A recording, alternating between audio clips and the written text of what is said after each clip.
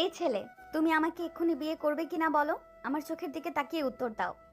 Ma'am, আপনি আমাকে বলছেন? আমি তো আপনাদের নতুন ড্রাইভার। হ্যাঁ, আমি তোমাকেই বলছি, তুমি আমাকে এই মুহূর্তে বিয়ে করবে কি না। রোজা, তোর কি মাথা পুরোপুরি খারাপ হয়ে গেছে? একটা সামান্য ড্রাইভারকে তুই বলছিস বিয়ে করতে? তুই জানিস তুই কি করছিস? আব্বু, তুমি প্লিজ চুপ করো। আমি যা সিদ্ধান্ত নেওয়ার নিয়েছি। কি হলো ছেলে, কথার উত্তর দাও। তুমি যদি আমাকে বিয়ে করো, তোমার সব শর্ত আমি মেনে নেব। সত্যি বলছেন ম্যাম? হ্যাঁ, আমি এক কথার মানুষ। আমার দাদির চিকিৎসার জন্য 10 লাখ টাকা লাগবে। তুমি 20 লাখ পাবে, কোনো চিন্তা করতে হবে না। এখন সোজা স্টেজে আসো। Okay ma'am. জায়ান মাথা নিচু করে সোজা বিয়ের স্টেজে উঠে গেল। রোজার আব্বু আনোয়ার হোসেন আর আম্মু সালমা বেগম রাগে গজগজ করতে লাগলেন। পুরো বিয়ের প্যান্ডেলে অতিথিরা কানাঘুষা করতে লাগলো। রোজার হবু বর স্বামী আর রোজার খালাতো বোন নীলা হো হো করে হাসতে লাগলো। স্বামী তাচ্ছিল্যের সুরে বলে উঠল, শেষমেশ কিনে একটা রাস্তার ড্রাইভারকে বিয়ে করেছিস রোজা? তোর কি আর কোনো স্ট্রেস বা মান সম্মান বলতে কিছু রইলো না? স্বামীর কথা শুনে রোজা কোনো উত্তর দিল না। সে সোজা কাজীকে ইশারা করলো বিয়ে পড়াতে। জায়ান নিজের পকেট থেকে আইডি কার্ড বের করে দিল। দুজনের কবুল বলা শেষ হয়ে গেলে জায়ান বসা থেকে উঠে সোজা স্বামীর কলার চেপে ধরলো। কিছু বোঝার আগেই স্বামীর মুখে সজোরে এক ঘুষি বসিয়ে দিল জায়ান। প্যান্ডেলের সবাই ভয়ে চমকে উঠল। স্বামী মাটিতে পড়ে গিয়ে মুখে হাত দিয়ে দেখল রক্ত বের হচ্ছে। নীলা রেগে জায়ানের দিকে তেড়ে আসলো। ফকিন্নির বাচ্চা ড্রাইভার, তোর এত বড় সাহস! তুই স্বামী ভাইয়ের গায়ে হাত তুলিস? আমি তোকে আজ পুলিশে দেব। নীলা জায়ানের গায়ে হাত তুলতে যাবে, সাথে সাথে রোজা নীলার হাত শক্ত করে চেপে ধরে ধাক্কা দিয়ে সরিয়ে দিল। রোজা রেগে আগুন হয়ে বলল, একদম চুপ থাকবে নীলা। ও এখন আমার লিগ্যাল হাজব্যান্ড। ওর গায়ে হাত তোলার চেষ্টা করলে আমি তোর হাত ভেঙে দিব। আমার স্বামীর অপমান আমি 1 সেকেন্ডও সহ্য করব না। রোজার মুখে স্বামী ডাক শুনে জায়ানের বুকের ভেতরটা অদ্ভুতভাবে কেঁপে উঠল। জায়ান রোজার দিকে অবাক দৃষ্টিতে তাকিয়ে থাকলো। স্বামী মাটি থেকে উঠে রাগে কাঁপতে কাঁপতে বলল, একটা পিচ্ছি ছেলেকে বিয়ে করে খুব দ্যামাক দেখাচ্ছিস তাই না? আইডি কার্ড তো দেখলাম আমি। ছেলেটার বয়স তো তোর থেকে অন্তত 5 বছরের ছোট। একটা বাচ্চা ছেলেকে স্বামী বানিয়ে ঘুরবি তুই? স্বামীর কথা শুনে রোজা কিছুটা থমকে গেল। জায়ান রোজার হাত শক্ত করে ধরে স্বামীর দিকে তাকিয়ে বাঁকা হেসে বলল, তাতে আপনার কি সমস্যা ভাই? আমরা স্বামী স্ত্রী, আমাদের পবিত্র সম্পর্কে বয়সের হিসাব তো আপনি করতে আসবেন না। আর ম্যামকে তো আমি বাচ্চা বলে ডাকছি না। আপনি কেন এত লাফাচ্ছেন? বাচ্চা ফোলাফাইন, তুই আমাকে চিনিস না। আমার সাথে লাগতে আসিস না, তোর জীবন আমি নরক বানিয়ে দেবো। জায়ান স্বামীর চোখের দিকে সরাসরি তাকিয়ে শান্ত অথচ গম্ভীর গলায় বলল, আপনার মতো ধোঁকাবাজ মানুষের সাথে লাগার কোনো ইচ্ছে আমার নাই। তানিয়া নামের মেয়েটাকে বিয়ের মিথ্যা প্রতিশ্রুতি দিয়ে আজ এখানে অন্য মেয়েকে বিয়ে করতে আসছিলেন। আপনার আসল রূপ সবার সামনে ফাঁস হয়ে গেছে। এখন দয়া করে এখান থেকে বের হয়ে যান। আমার বউয়ের আশেপাশেও যদি আপনাকে দেখি তাহলে সোজা পঙ্গু করে দিব। জায়ানের কথা শুনে স্বামী আর কিছু বলতে পারল না। রাগে গিজগিজ করতে করতে প্যান্ডেল থেকে বের হয়ে গেল। তানিয়া নামের মেয়েটিও চোখের পানি মুছতে মুছতে চলে গেল। রোজা অবাক হয়ে জায়ানের দিকে তাকিয়ে থাকলো। এই পিচ্ছি ছেলেটার এত সাহস! জায়ান রোজার দিকে তাকিয়ে মুচকি হেসে বলল, ম্যাম, মানে বউ, এবার কি আমি যেতে পারি? দাদির ওষুধ কিনতে হবে। আমি তোমাকে হসপিটালে ড্রপ করে দিচ্ছি, চলো আমার সাথে। রোজা নিজের গাড়ির চাবি হাতে নিয়ে জায়ানকে নিয়ে বেরিয়ে গেল। আনোয়ার হোসেন আর সালমা বেগম হতভম্ব হয়ে দাঁড়িয়ে থাকলেন। গাড়িতে ওঠার পর রোজা ড্রাইভ করতে শুরু করলো। জায়ান চুপচাপ জানালার বাইরের দিকে তাকিয়ে আছে। রোজা আর চোখে জায়ানকে দেখলো। পরনে সাধারণ শার্ট, কিন্তু জিমের কারণে বডি বেশ পেশিবহুল। ফর্সা মুখে একটা জেদি জেদি ভাব। রোজা নীরবতা ভেঙে বলল, তোমার পুরো নাম কি? জায়ান। তুমি তো দেখছি বয়সে আমার থেকে বেশ ছোট। পড়ালেখা করো না, শুধু ড্রাইভারই করো? আমি মেকানিকের কাজ করি, গ্যারেজ আছে বন্ধুর সাথে। আর পার্ট টাইম আপনাদের বাসায় ড্রাইভারি করছিলাম আজ থেকে। আর হ্যাঁ, আমি অনার্স সেকেন্ড ইয়ারে পড়ি। ও আচ্ছা, তোমার দাদির কি হয়েছে? হার্টে ব্লক, অপারেশন করতে হবে কালকের ভেতরে, তাই টাকার খুব দরকার ছিল। আপনি চিন্তা করবেন না, আপনার টাকা আমি কাজ করে ঠিক শোধ করে দিব। জায়ানের কথা শুনে রোজা ব্রেক কষে গাড়ি থামিয়ে দিল। রেগে জায়ানের দিকে তাকিয়ে বলল, আমি তোমাকে টাকা ধার দেই নাই, তুমি আমাকে এই বিপদের হাত থেকে বাঁচিয়েছো। স্বামীর মতো একটা চিটারের হাত থেকে আমাকে উদ্ধার করেছো। এই টাকাটা তোমার দাদির চিকিৎসার জন্য আমার তরফ থেকে গিফট। আমি কারো দয়ায় বাঁচি না ম্যাম, আপনার বিপদে সাহায্য করেছি, তার মানে এই না যে আমি আপনার টাকার কাছে নিজেকে বিক্রি করে দিব। আমি আমার দাদির চিকিৎসার টাকা ধার হিসেবেই নিব।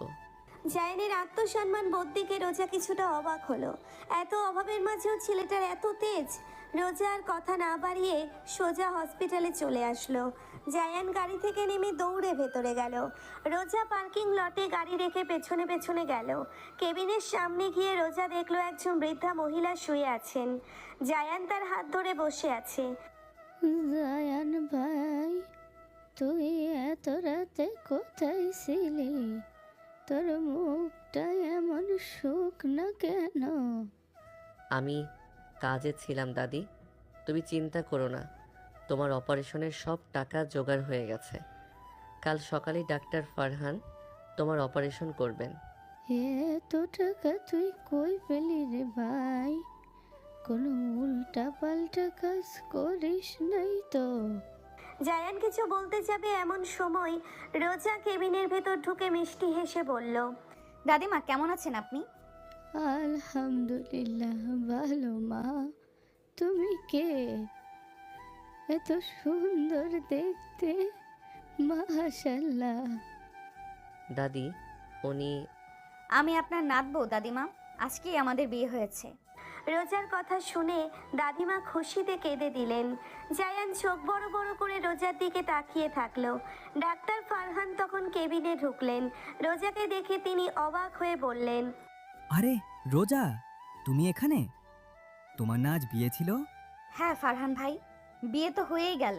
এই যে আমার হাজব্যান্ড জায়ান আর ওনার দাদি কাল সকালে অপারেশন। আপনি সব ব্যবস্থা করুন, বিল আমি পেমেন্ট করে দিয়েছি। ডাক্তার ফারহান অবাক হলেও মাথা নেড়ে সম্মতি দিয়ে চলে গেলেন। দাদিমা রোজার হাত ধরে কপালে চুমু খেয়ে বললেন, আমার নাতিনটার কেউ নেই দুনিয়াতে মা। ও যে বড্ড একা। ওকে তুমি কখনো ছেড়ে যাবে না তো? আপনি একদম চিন্তা করবেন না দাদিমা, জায়ানের সব দায়িত্ব আজ থেকে আমার। জায়ানের চোখে পানি চলে আসলো। সে দ্রুত চোখ মুছে নিল যাতে রোজা দেখতে না পায়। কিন্তু রোজা ঠিকই খেয়াল করলো রাত গভীর হতে লাগলো। রোজা জায়ানকে বলল, চলো এবার আমাদের বাসায় যেতে হবে। আব্বু আম্মু নিশ্চয়ই রেগে বসে আছে। আমি আপনাদের ওই বড় লোকের বাড়িতে যাব না, আমি আমার দাদির কাছে থাকবো। আপনি যান। আমার জেদ সম্পর্কে তোমার কোনো আইডিয়া নাই জায়ান, তুমি আমার লিগ্যাল হাজব্যান্ড, তোমাকে আমার সাথেই থাকতে হবে। দাদিমার খেয়াল রাখার জন্য আমি নার্স রেখে দিয়েছি। রোজা জায়ানের হাত ধরে এক প্রকার টেনেই হসপিটাল থেকে বের করে নিয়ে আসলো। জায়ান রোজার হাত ছাড়ানোর চেষ্টা করেও পারল না। গাড়িতে বসে জায়ান বিরক্তি নিয়ে বলল, আপনি কি সব সময় সবার সাথে এমন ডমিনেট করে কথা বলেন? আপনার সমস্যা কি? হ্যাঁ, আমি আমার কোম্পানির সিইও, আমি ডমিনেট করতেই পছন্দ করি। আর তুমি এখন আমার পিচ্চি জামাই, আমার কথা মতোই তোমাকে চলতে হবে। জায়ান রোজার কথা শুনে মুখ ঘুরিয়ে জানলার বাইরে তাকিয়ে মুচকি হাসলো। রোজার এই শাসন করাটা তার কেন জানি ভালোই লাগছে। গাড়ি রোজাদের বিশাল বাংলোর সামনে এসে থামলো। ভেতরে ঢুকতেই রোজা দেখলো ড্রয়িং রুমের সবাই গম্ভীর মুখে বসে আছে। রোজার আব্বু আনোয়ার হোসেন জায়ানকে দেখে রাগে ফেটে পড়লেন। এই ভগিনীর বাচ্চা, ড্রাইভারকে তুই এ বাড়িতে নিয়ে আসছিস রোজা? এখনই ওকে ঘাট ধাক্কা দিয়ে বের করে দে। আব্বু, ওকে অপমান করার কোনো অধিকার তোমার নেই। ও এখন আমার স্বামী, এই বাড়িতে ও সম্মানের সাথেই থাকবে। আপু, তুই কি পাগল হয়ে গেছিস? এই সামান্য একটা গ্যারেজের মেকানিক আমাদের সাথে এই বাড়িতে থাকবে? ওর তো ড্রয়িং রুমে বসারও যোগ্যতা নাই। নীলার কথা শুনে জায়ান মুচকি হেসে সোজা গিয়ে একটা সিঙ্গেল সোফায় পা তুলে বসে পড়ল। সবাই অবাক হয়ে জায়ানের দিকে তাকালো। জায়ান শার্টের কলার ঠিক করতে করতে বলল, যোগ্যতা তো মানুষের কর্মে থাকে ম্যাম।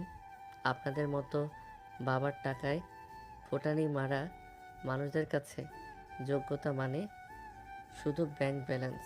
আর হ্যাঁ, আমি এই বাড়ির জামাই, আমাকে সম্মান দিতে শিখুন, নইলে সম্মান কিভাবে আদায় করতে হয় সেটা আমার খুব ভালো করেই জানা আছে। জায়ানের অ্যাটিটিউড দেখে রোজা মনে মনে ক্রাশ খেয়ে গেল। ছেলেটার সাহস আর কথা বলার ধরন তাকে পাগল করে দিচ্ছে। আনোয়ার হোসেন রাগে সোফা থেকে উঠে জায়ানের দিকে তেড়ে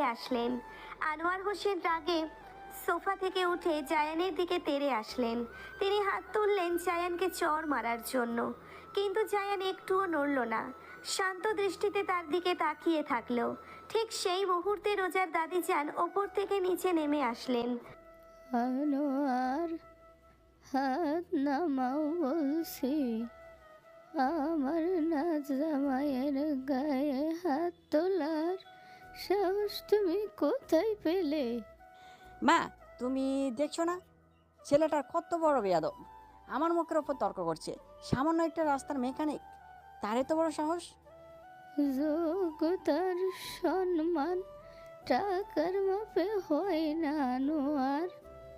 রোজা যখন ওকে বিয়ে করে এই বাড়িতে নিয়ে এসেছে তখনও এই বাড়ির জামাই। তুমি তোমার রাগ নিজের কাছে রাখো। রোজা দাদু ভাই, জায়ানকে নিয়ে তোমার রুমে যাও। চলো জায়ান।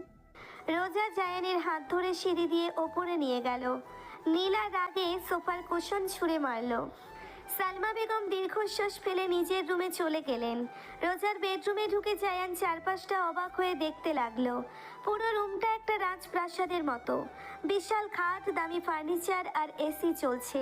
তুমি ওইদিকে ওয়াশরুমে গিয়ে ফ্রেশ হয়ে নাও, তোমার জন্য আমি কিছু নতুন জামা কাপড় বের করে রাখছি। আমার নতুন জামা কাপড়ের দরকার নাই ম্যাম। আমার ব্যাগে আমার জামা আছে, আমি ওগুলোই পরবো। ম্যাম বলা বন্ধ করো জায়ান। আমি তোমার স্ত্রী, আমাকে রোজা বলে ডাকবে। আর এই বাড়িতে থাকতে হলে তোমাকে আমার স্ট্যান্ডার্ড মেনটেন করে চলতে হবে। আপনার স্ট্যান্ডার্ড আপনার কাছে রাখুন রোজা ম্যাম। আমি আপনার বিপদে সাহায্য করেছি তার মানে এই না যে আমি নিজের সত্তা ভুলে যাব। আমি যেমন আছি তেমনই থাকবো।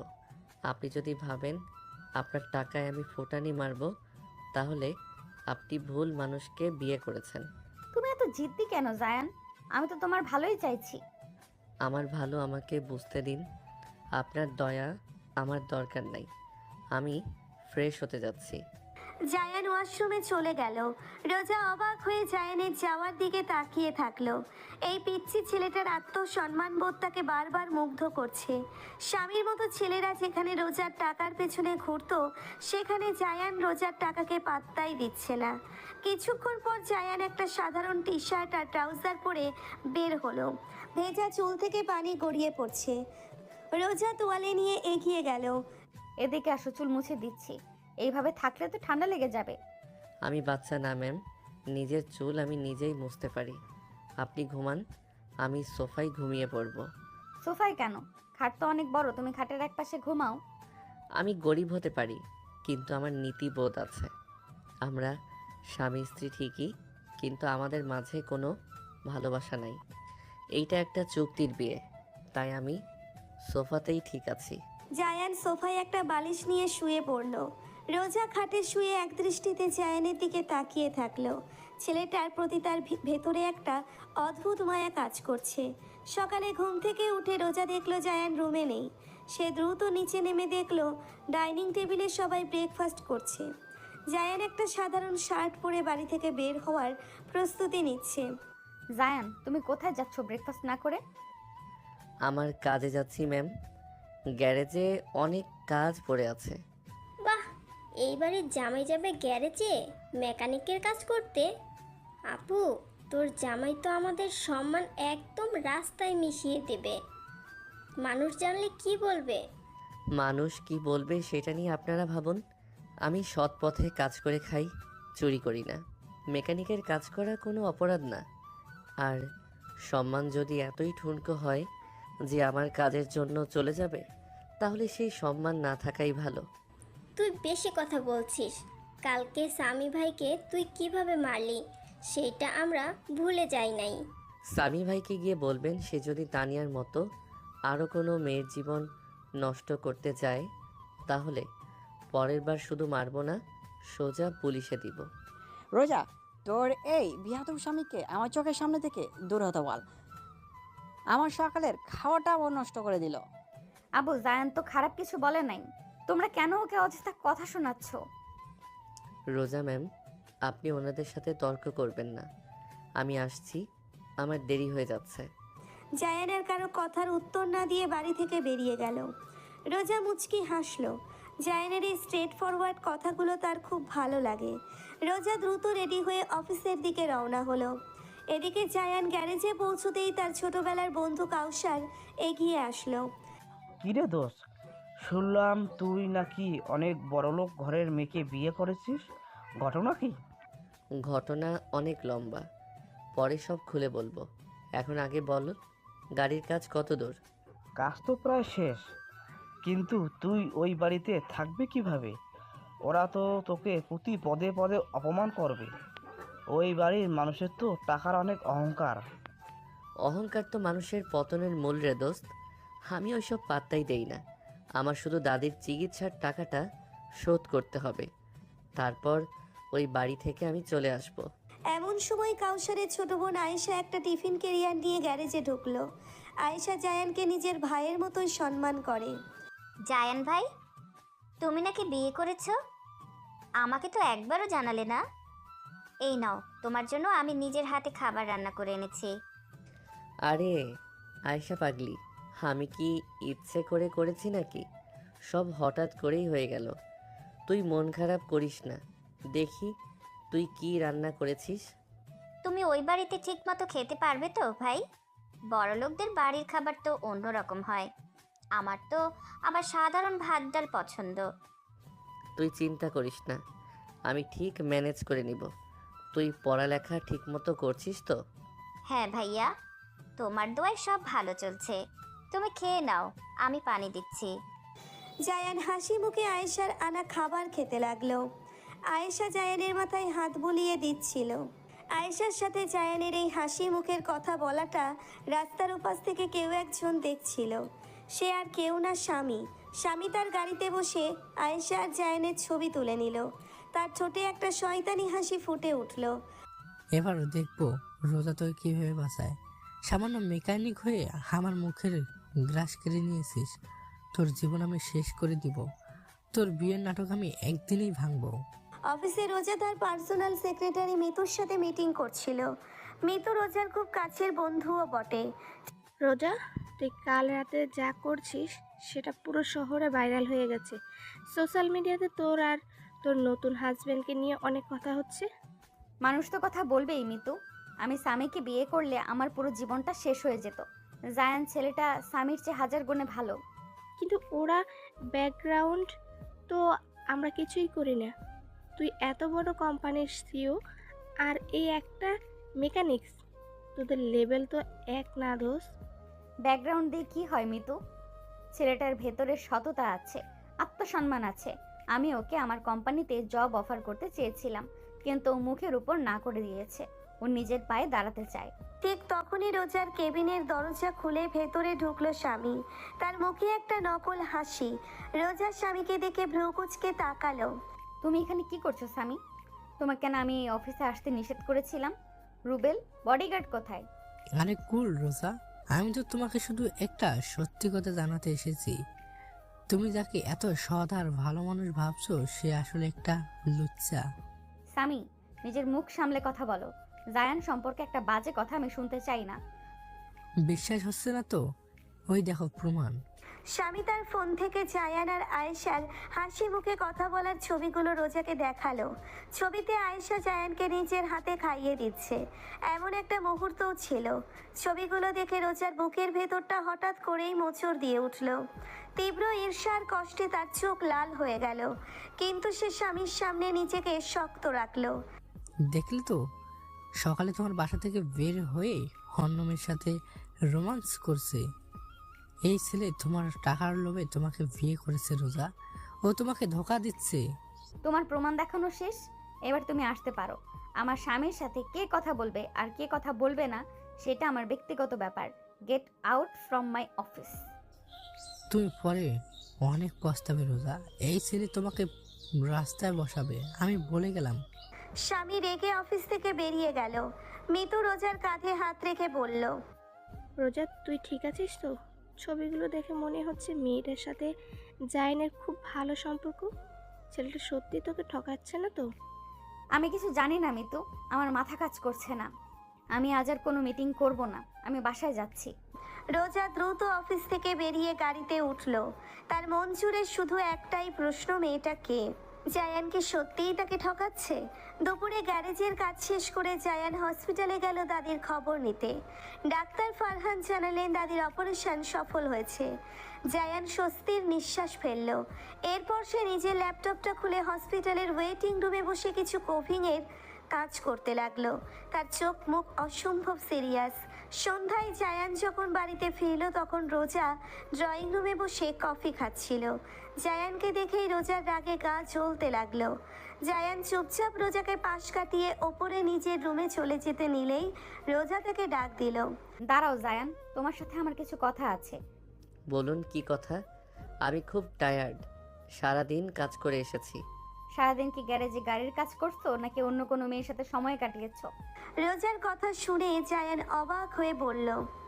সে ভ্রুকুচকে রোজার দিকে তাকালো। আপনার কথার মানে কি? আমি অন্য মেয়ের সাথে সময় কাটাতে যাব কেন? মিথ্যা বলবে না জায়ান, আমি সব জানি। আজ সকালে গ্যারেজে যে মেয়েটা তোমার জন্য খাবার নিয়ে গেছিল, সে কে? তোমার সাথে তার সাথে তোমার কি সম্পর্ক? জায়ান বুঝতে পারলো কেউ হয়তো আয়েশার সাথে তার ছবি রোজাকে দেখিয়েছে। জায়ান হালকা হেসে বলল, ও আচ্ছা, এই ব্যাপার। আপনাকে নিশ্চয়ই সামি ভাই এসে এই কথা বলেছে। ওনার তো আর কোনো কাজ নাই, সারাদিন অন্যের পিছনে গোয়েন্দাগিরি করা ছাড়া উনি আর কী বা পারে? কথা ঘোরাবে না জায়ান, আমি জানতে চাই মেয়েটা কে। তুমি আমাকে বিয়ে করেছো ঠিকই, কিন্তু অন্য কোনো মেয়ের সাথে তোমার সম্পর্ক থাকলে আমি সেটা কিছুতেই মেনে নেব না। আপনি আমাকে সন্দেহ করছেন রোজা ম্যাম? যে মেয়েটার কথা আপনি বলছেন সে আমার বন্ধু কাউসারের ছোট বোন আয়েশা। ও আমাকে নিজের বড় ভাইয়ের মতো সম্মান করে। আমি ওকে ছোট বোনের মতোই দেখি। আর আপনি কি না আমাকে সন্দেহ করছেন? আমি কিভাবে বিশ্বাস করব যে তুমি সত্যি বলছো? আমার তো ওই ছবিগুলো দেখে অন্যরকম মনে হলো। বিশ্বাস না হলে করার দরকার নাই। আমি আপনাকে কৈফিয়ত দিতে বাধ্য না। আমি জানি আমি কোনো ভুল করি নাই। আপনার মনে যদি সন্দেহ থাকে তাহলে আপনি তদন্ত করে দেখতে পারেন। জায়ান রাগে গজগজ করতে করতে সিঁড়ি দিয়ে ওপরে চলে গেল। রোজা সোফায় বসে নিজের চুল টানতে লাগলো। সে বুঝতে পারছে না সে কেন জায়ানকে নিয়ে এতটা পজিটিভ ফিল করছে। জায়ান তো তার সত্যিকারের স্বামী না, তবুও জায়ানের আশেপাশে অন্য কোনো মেয়েকে দেখলে তার কেন এত জেলাস লাগে। রাত 10টা। জায়ান রুমে বসে তার ল্যাপটপে গভীর মনোযোগ দিয়ে কাজ করছে। রোজা রুমে ঢুকে দরজা লক করে দিল। জায়ান একবার রোজার দিকে তাকিয়ে আবার স্ক্রিনে মনোযোগ দিল। তুমি এখনো ল্যাপটপ নিয়ে কি করছো? সারাদিন কাজ করে এসেছো, এখন তো ঘুমানো উচিত। আমার কিছু পার্সোনাল কাজ আছে ম্যাম, আপনি ঘুমান। আমি তোমাকে একটা কথা ক্লিয়ার করে দিতে চাই জায়ান, আমি আজ তোমার উপর রাগ করেছিলাম কারণ আমি চাই না সামি বা নীলা তোমাকে নিয়ে আমাকে কোনো কথা শোনানোর সুযোগ পায়। আপনি ওদের কথা শুনে আমাকে সন্দেহ করলেন? আপনি তো বলেছিলেন আপনি আমার দায়িত্ব নিয়েছেন, তাহলে এইটুকু বিশ্বাস তো আপনার আমার উপর রাখা উচিত ছিল। আমাকে বিশ্বাস না করে আপনি ওই সামির ছবিকে বিশ্বাস করলেন। আমি সরি জায়ান, আমার মাথা ঠিক ছিল না। সামি যখন ছবিগুলো দেখালো আমার খুব রাগ উঠেছিল। আমি আসলে জেলাস ফিল করছিলাম। রোজার মুখে সরি শুনে জায়ান ল্যাপটপ বন্ধ করে রোজার দিকে তাকালো। মেয়েটা সত্যিই খুব নরম মনের, শুধু বাইরে থেকে একটা রাগী খোলস পড়ে থাকে। জায়ান মুচকি হেসে রোজার দিকে এগিয়ে গেল। আমি আপনার স্বামী রোজা। আমার জীবনে দাদি ছাড়ার কোনো নারী নাই, আর এখন থেকে আপনি আছেন। আমি কখনো আপনার সম্মান নষ্ট হতে দিব না, এই কথা দিলাম। জায়ানের শান্ত আর গম্ভীর কণ্ঠস্বর শুনে রোজার বুকের ধুকপুকানি বেড়ে গেল। জায়ান খুব সাবলীলভাবে রোজার হাতটা ধরল। আর হ্যাঁ, আপনার এই জেলাস ফিল করাটা কিন্তু আমার বেশ ভালোই লেগেছে। অন্তত বুঝলাম আপনার এই শক্ত মনের ভেতরেও একটা নরম হৃদয় আছে। আমি কোনো জেলাস ফিল করি নাই। একদম ফাজলামো করবে না জায়ান। রোজা লজ্জা পেয়ে দ্রুত হাত ছাড়িয়ে নিয়ে খাটের অন্যদিকে ফিরে শুয়ে পড়ল। জায়ান শব্দ করে হেসে দিল। তার এই হাসির শব্দ শুনে রোজার মুখেও একটা মিষ্টি হাসি ফুটে উঠল। পরের দিন সকালে ব্রেকফাস্ট টেবিলে আবার এক নতুন নাটক শুরু হলো। নীলা আর স্বামী মিলে নতুন একটা প্ল্যান করেছে জায়ানকে অপমান করার। নীলা ইচ্ছে করে তার কফির মগটা জায়ানের শার্টের ওপর ফেলে দিল। ওহ নো, আমি খুব সরি জায়ান, আসলে আমার হাত থেকে স্লিপ করে গেছে। তা তোমার তো একটাই শার্ট মনে হয়, এখন তুমি কি পরে কাজে যাবে? নীলার কথা শুনে আনোয়ার হোসেন তাচ্ছিল্যের হাসি হাসলেন। শার্ট কেনার টাকা থাকলে তো কিনবে, ওর তো নুন আনতে পান্তা ফুরায়। রোজা, তুই ওকে কিছু টাকা দিয়ে গিয়ে কয়েকটা শার্ট কিনে আনোক। আমাদের বাড়ির জামাই হয়ে এমন ফকরের মতো ঘুরলে তো আমাদেরই প্রেস্টিজ পাংচার হবে। আব্বু, নীলা ইচ্ছে করে কফিটা জায়ানের গায়ে ফেলেছে, আমি দেখেছি। আর তুমি ওকে অপমান করছো? রোজা, শান্ত হন। জায়ান টিস্যু দিয়ে নিজের শার্টের কফিটা মুছে নিল। তারপর নীলার চোখের দিকে সরাসরি তাকিয়ে একটা বাঁকা হাসি দিল। ম্যাম, শার্টের দাম খুব বেশি না, আমি আজই নতুন শার্ট কিনে নিব। কিন্তু আপনার মনের ভেতরে যে নোংরামি জমে আছে, সেটা তো দুনিয়ার সব টাকা দিয়েও পরিষ্কার করা যাবে না। আর শ্বশুর মশাই, প্রেস্টিজ তো আপনাদের সেদিনই পাংচার হয়ে গেছিল, যেদিন আপনাদের মেয়ের হবু বর বিয়ের আসরে অন্য মেয়ের কাছে এক্সপোজড হয়েছিল। আমি তো শুধু আপনাদের মেয়ের সম্মান বাঁচিয়েছি। জায়ানের কথায় আনোয়ার হোসেন রাগে লাল হয়ে গেলেন। নীলার মুখটা অপমানে কালো হয়ে গেল। বেয়াদব ছেলে, আমার বাড়িতে বসে আমাকে জ্ঞান দিছিস? আমি চাইলে তোকে এখনো এ বাড়ি থেকে বের করে দিতে পারি। আমি তো একদিনও থাকতে চাই নাই, আপনার মেয়েই আমাকে জোর করে এনেছে। তবে হ্যাঁ, আমি খুব দ্রুতই আমার দাদির চিকিৎসার টাকা শোধ করে এই বাড়ি থেকে চলে যাব। আপনারা নিশ্চিন্ত থাকুন। জায়ান আর এক মুহূর্তও সেখানে দাঁড়ালো না। সে দ্রুত নিজের রুমে গিয়ে আর একটা টি শার্ট পরে বাসা থেকে বেরিয়ে গেল। রোজার আগে ব্রেকফাস্ট না করেই উঠে দাঁড়ালো। আব্বু, তোমরা যদি জায়ানের সাথে এমন ব্যবহার চালিয়ে যাও, তাহলে আমি ওকে নিয়ে এই বাড়ি থেকে চলে যেতে বাধ্য হব। ও আমার স্বামী, ওর অপমান আমি সহ্য করব না। রোজা গটগট করে হেঁটে বাড়ি থেকে বেরিয়ে গেল। সালমা বেগম দীর্ঘশ্বাস ফেলে বললেন, তোমরা ছেলেটার পিছনে কেন লেগেছো? ও তো খারাপ কিছু বলে নাই, ওকে একটু ওর মতো থাকতে দাও না। তুমি চুপ করো শর্মা। ওই রাস্তার ছেলে আমার মেয়েকে জাদু করেছে। আমি খুব তাড়াতাড়ি ওকে এই বাড়ি থেকে বের করার ব্যবস্থা করছি। অফিসে গিয়ে রোজা কাজে মন দিতে পারছিল না। বারবার জায়ানের অপমানিত মুখটা তার চোখে ভাসছিল। সে মিতুকে ডেকে বলল, মিতু, জায়ানের দাদির চিকিৎসার জন্য ডাক্তার ফারহানকে কত টাকা পে করতে হয়েছে সেটার একটা ডিটেলস আমাকে দাও তো। কেন? ওই ছেলে কি টাকা ফেরত দিবে নাকি? হ্যাঁ, ও খুব জিদ্দি। ও টাকা শোধ করার জন্য পাগলের মতো কাজ করছে। আমি চাই না ও এত কষ্ট করুক। আমি একটা প্ল্যান করেছি। কি প্ল্যান? আমি আমার কোম্পানির একটা পার্ট টাইম আইটি কনসালটেন্ট খুঁজছি। আমি জায়ানকে ওই পোস্টে নিয়োগ দিতে চাই, কিন্তু ও তো আমার দয়ায় চাকরি নেবে না। তাই তোকে একটা কাজ করতে হবে। তুই বেনামে ওর কাছে একটা জবের অফারটা পাঠাবি। তুই শিওর ও আইটির কাজ পারবে? ও তো মেকানিকই। ওর ল্যাপটপে আমি কাল রাতে কিছু কোডিংয়ের কাজ করতে দেখেছি। ও সাধারণ মেকানিক না মিতু, ওর ভেতরে অনেক প্রতিভা লুকিয়ে আছে। তুই শুধু অফারটা পাঠা। মিতু মাথা নেড়ে সম্মতি জানালো। এদিকে জায়ান গ্যারেজে কাজ করার সময় হঠাৎ তার ল্যাপটপে একটা সিকিউরড মেইল আসলো। মেইলটা ওপেন করেই জায়ান চমকে উঠল। কেউ একজন তাকে একটা বিশাল আইটি প্রজেক্টের অফার করেছে, যার পেমেন্ট অনেক হাই। জায়ান বুঝতে পারলো এইটা হয়তো রোজারই কোনো কাজ। সে মুচকি হেসে মেইলটার রিপ্লাই টাইপ করতে শুরু করলো। ম্যাম, আপনি আমাকে সাহায্য করতে চাইছেন সেটা আমি জানি, কিন্তু আমার আসল পরিচয় যেদিন আপনি জানবেন সেদিন হয়তো আপনি নিজেই চমকে যাবেন। আমি তো শুধু একজন মেকানিক না, আমি তানভীর আহমেদের ছেলে। খুব তাড়াতাড়ি আমি আমার সব হারিয়ে যাওয়া সম্মান ফিরিয়ে আনবো। জায়ান ল্যাপটপ বন্ধ করে আবার গাড়ির কাজে মন দিল। তার চোখে এখন একটা নতুন আগুন জ্বলছে। সে প্রমাণ করতে চায় যে সে কারো দয়াই পাচ্ছে না।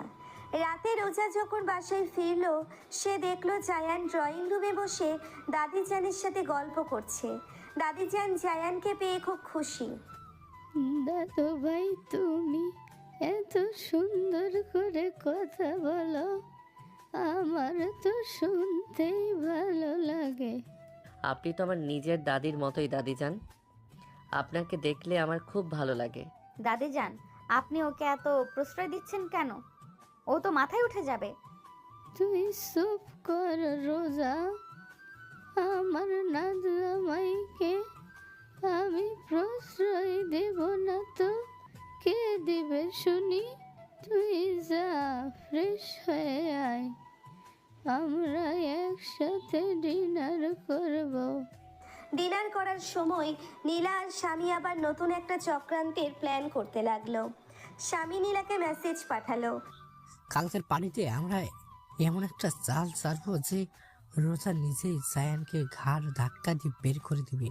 তুই শুধু আমার ইন্ডাস্ট্রেশন ফলো করবি। ডান। এই রাস্তার ফকিরকে আমি আর এক সেকেন্ডও এই বাড়িতে সহ্য করতে পারছি না। ডিনার শেষে রোজা আর জায়ান রুমে আসলো। জায়ান আবার তার ল্যাপটপ নিয়ে বসলো। জায়ান, কাল রাতে আমাদের একটা বিজনেস পার্টি আছে। শহরের সব বড় বড় বিজনেসম্যানরা সেখানে আসবে। তোমাকে আমার সাথে ওই পার্টিতে যেতে হবে। আমি ওইসব পার্টিতে গিয়ে কি করব? আমি সাধারণ মানুষ, আপনাদের ওই হাই সোসাইটির পার্টি আমার জন্য না। প্লিজ জায়ান, তুমি না গেলে সবাই আমাকে নিয়ে অনেক কথা বলবে। সামিও সেখানে থাকবে। আমি চাই তুমি আমার পাশে থাকো, যাতে সামি আমাকে আর কোনো কথা শোনানোর সাহস না পায়। রোজার মুখে প্লিজ শুনে জায়ান ল্যাপটপ থেকে মুখ তুলে তাকালো। রোজার চোখের দিকে তাকিয়ে সে আর না করতে পারল না। ঠিক আছে, আমি যাব, কিন্তু আমার একটা শর্ত আছে। পার্টিতে আপনি আমার হাত ছাড়বেন না। আমি আপনার স্বামী, সেইটা আমি সবার সামনে প্রমাণ করেই ছাড়ব। জায়ানের কথা শুনে রোজা স্তব্ধ হয়ে গেল। ছেলেটার চোখের ওই তীব্র চাহনি রোজার বুকের ভেতর একটা অদ্ভুত ঝড় তুলে দিল। সে শুধু মাথা নেড়ে হ্যাঁ সূচক সম্মতি জানালো। আগামীকালের পার্টির জন্য একটা বিশাল ষড়যন্ত্রের জাল বোনা হচ্ছে। সেইটা রোজা বা জায়ান কেউই জানে না। জায়ান কি পারবে রোজাকে এই ষড়যন্ত্র থেকে বাঁচাতে, নাকি নীলা আর স্বামীর চক্রান্তে তাদের সম্পর্ক ভেঙে যাবে? সন্ধ্যার পর রোজাদের বিশাল বাংলোতে সাজ রব। রোজা নিজের রুমে আয়নার সামনে দাঁড়িয়ে রেডি হচ্ছে। পরনে তার কালো রঙের একটা গর্জিয়াস শাড়ি, চুলগুলো হালকা কার্ল করে ছেড়ে দেওয়া। ঠিক সেই মুহূর্তে জায়ান রুমে ঢুকলো। জায়ানকে দেখে রোজা আয়নার দিকে তাকাতেই মুগ্ধ হয়ে গেল। জায়ান একটা সাধারণ কালো শার্ট আর প্যান্ট পরেছে, কিন্তু জিমের কারণে শার্টটা তার শরীরে একদম পারফেক্টলি ফিট হয়েছে। ভেজা চুলগুলো ব্যাক ব্রাশ করা। রোজা ঘোর কাটিয়ে বলে উঠল, জায়ান, তুমি একটা সাধারণ শার্ট পরে পার্টিতে যাবে? আমি তো তোমার জন্য একটা দামি স্যুট কিনে এনেছিলাম, ওইটা কোথায়? ম্যাম, আপনাকে আমি আগেই বলেছি, আপনার টাকায় কেনা কোনো কিছু আমি ব্যবহার করব, কাটবো না। আমার এই সাধারণ শার্টেই আমি ঠিক আছি। আর সম্মান কাপড়ে থাকে না, মানুষে থাকে। কিন্তু এই পার্টিতে তো সব হাই প্রোফাইল বিজনেসম্যানরা আসবে। তুমি এভাবে গেলে সবাই তোমাকে নিয়ে হাসাহাসি করবে। আমার কথাটা একটু বোঝার চেষ্টা করো জায়ান। আমি চাই না কেউ তোমাকে ছোট করে কথা বলুক। কেউ আমাকে ছোট করে কথা বলার সাহস পাবে না, আপনি নিশ্চিন্ত থাকুন। আর যদি কেউ কিছু বলেও, আমি তাদের জবাব দিতে খুব ভালো করেই জানি। আপনি রেডি তো? হ্যাঁ, আমি রেডি। কিন্তু আমার একটা কথা মনে রেখো, পার্টিতে কিন্তু সামি আর নীলাও থাকবে। ওরা কিন্তু তোমাকে অপমান করার কোনো সুযোগই ছাড়বে না। ওরা ওদের কাজ করুক, আমি আমার কাজ করব। চলুন। জায়ান আর রোজা একসাথে সিঁড়ি দিয়ে নিচে নামলো। ডাইনিং স্পেসে আনোয়ার হোসেন আর সালমা বেগম দাঁড়িয়েছিলেন। জায়ানকে এই পোশাকে দেখে আনোয়ার হোসেন মুখ বাঁকালেন। রোজা, তুই কি সত্যি এই ফকিরটাকে নিয়ে পার্টিতে যাবে? আমার সম্মানটা তো এমনিতেই শেষ করেছে, আজ কি আমার বিজনেস পার্টনারদের সামনেও আমাকে অপমানিত হতে হবে? আবু তুমি আবার শুরু করলে? ও আমার হাজব্যান্ড, ও আমার সাথেই যাবে। আর সম্মান কাপড়ে মাখা যায় না, এটা তোমাকে কে বোঝাবে? শ্বশুর মশাই, আপনি আমার কাপড় নিয়ে এত ভাবছেন কেন? হ্যাঁ, আমি তো আপনার কোম্পানির শেয়ার চাইতে যাচ্ছি না। আর আপনার সম্মান যদি আমার একটা কালো শার্টের কারণে চলে যায়, তবে সেই সম্মান তো খুব ঠুনকো। বেয়াদব ছেলে, আমার মুখের ওপর কথা বলিস? রোজা মা, তোমরা কি শুরু করলে? পার্টিতে যাওয়ার সময় এই ঝগড়াটা না করলেই কি নয়? রোজা মা, তুই জায়ানকে নিয়ে গাড়িতে ওঠ, আমরা আসছি। রোজা জায়ানের হাত ধরে টেনে গাড়ির দিকে নিয়ে গেল। গাড়িতে উঠে রোজা ড্রাইভ করতে শুরু করলো। জায়ান চুপচাপ জানালার বাইরের দিকে তাকিয়ে আছে। রোজা আর চোখে জায়ানকে দেখে একটা দীর্ঘশ্বাস ফেললো। ছেলেটা এত জেদি কেন? কিছুক্ষণের মধ্যেই তারা 5 স্টার হোটেলের গ্র্যান্ড বলরুমে পৌঁছলো। গাড়ি থেকে নেমে জায়ান রোজার দিকে হাত বাড়িয়ে দিল। রোজা মুচকি হেসে জায়ানের হাত ধরলো। দুজনে একসাথে হাত ধরে পার্টি হলে ঢুকতেই সবার নজর তাদের দিকে পড়ল। স্বামী আর নীলা দূর থেকে তাদের দেখে রাগে ফুঁসতে লাগলো। দেখলি নীলা, ওই রাস্তার মেকানিকটা কিভাবে রোজার হাত ধরে ফুটানি মারছে? আজ ওর ফুটানি আমি এমনভাবে বের করব যে রোজা নিজেই ওকে পুলিশে দেবে। প্ল্যান সব ঠিক আছে তো সামি ভাই? আজ যদিও বেঁচে যায় তাহলে কিন্তু আপু আর কোনো দিন ওকে ছাড়বে না। তুই কোনো টেনশন নিস না, হাসিম আঙ্কেলকে আমি সব বুঝিয়ে বলেছি। আজ ওই মেকানিকের খবর আছে। রোজা আর জায়ান ভেতরে ঢুকতেই আনোয়ার হোসেনের ঘর শত্রু হাসিম চৌধুরী তাদের দিকে এগিয়ে আসলো। তার ঠোঁটে একটা তাচ্ছিল্যের হাসি। আরে রোজা মাঝি, কেমন আছো? আর এই ছেলেটাই কি তোমার সেই বিখ্যাত ড্রাইভার স্বামী, যাকে তুমি বিয়ের প্যান্ডেল থেকে তুলে নিয়ে বিয়ে করছো? আসসালামু আলাইকুম হাসিম আঙ্কেল। হ্যাঁ, ও আমার হাজব্যান্ড জায়ান। আর ওর ড্রাইভার নয়, ওর নিজের গ্যারেজ আছে, ও একজন মেকানিক। মেকানিক? আনোয়ার সাহেবের মেয়ে একটা মেকানিককে বিয়ে করেছে? আনোয়ার সাহেব, আপনার তো দেখছি দিন দিন রুচি অনেক নিচে নেমে যাচ্ছে। আমাদের মতো বিজনেস সার্কেলে এমন একটা ছেলেকে নিয়ে আসতে আপনার লজ্জা করলো না? হাসিম চৌধুরীর কথায় আনোয়ার হোসেন অপমানে লাল হয়ে গেলেন। তিনি কিছু বলার আগেই জায়ান মুচকি হেসে এগিয়ে আসলো।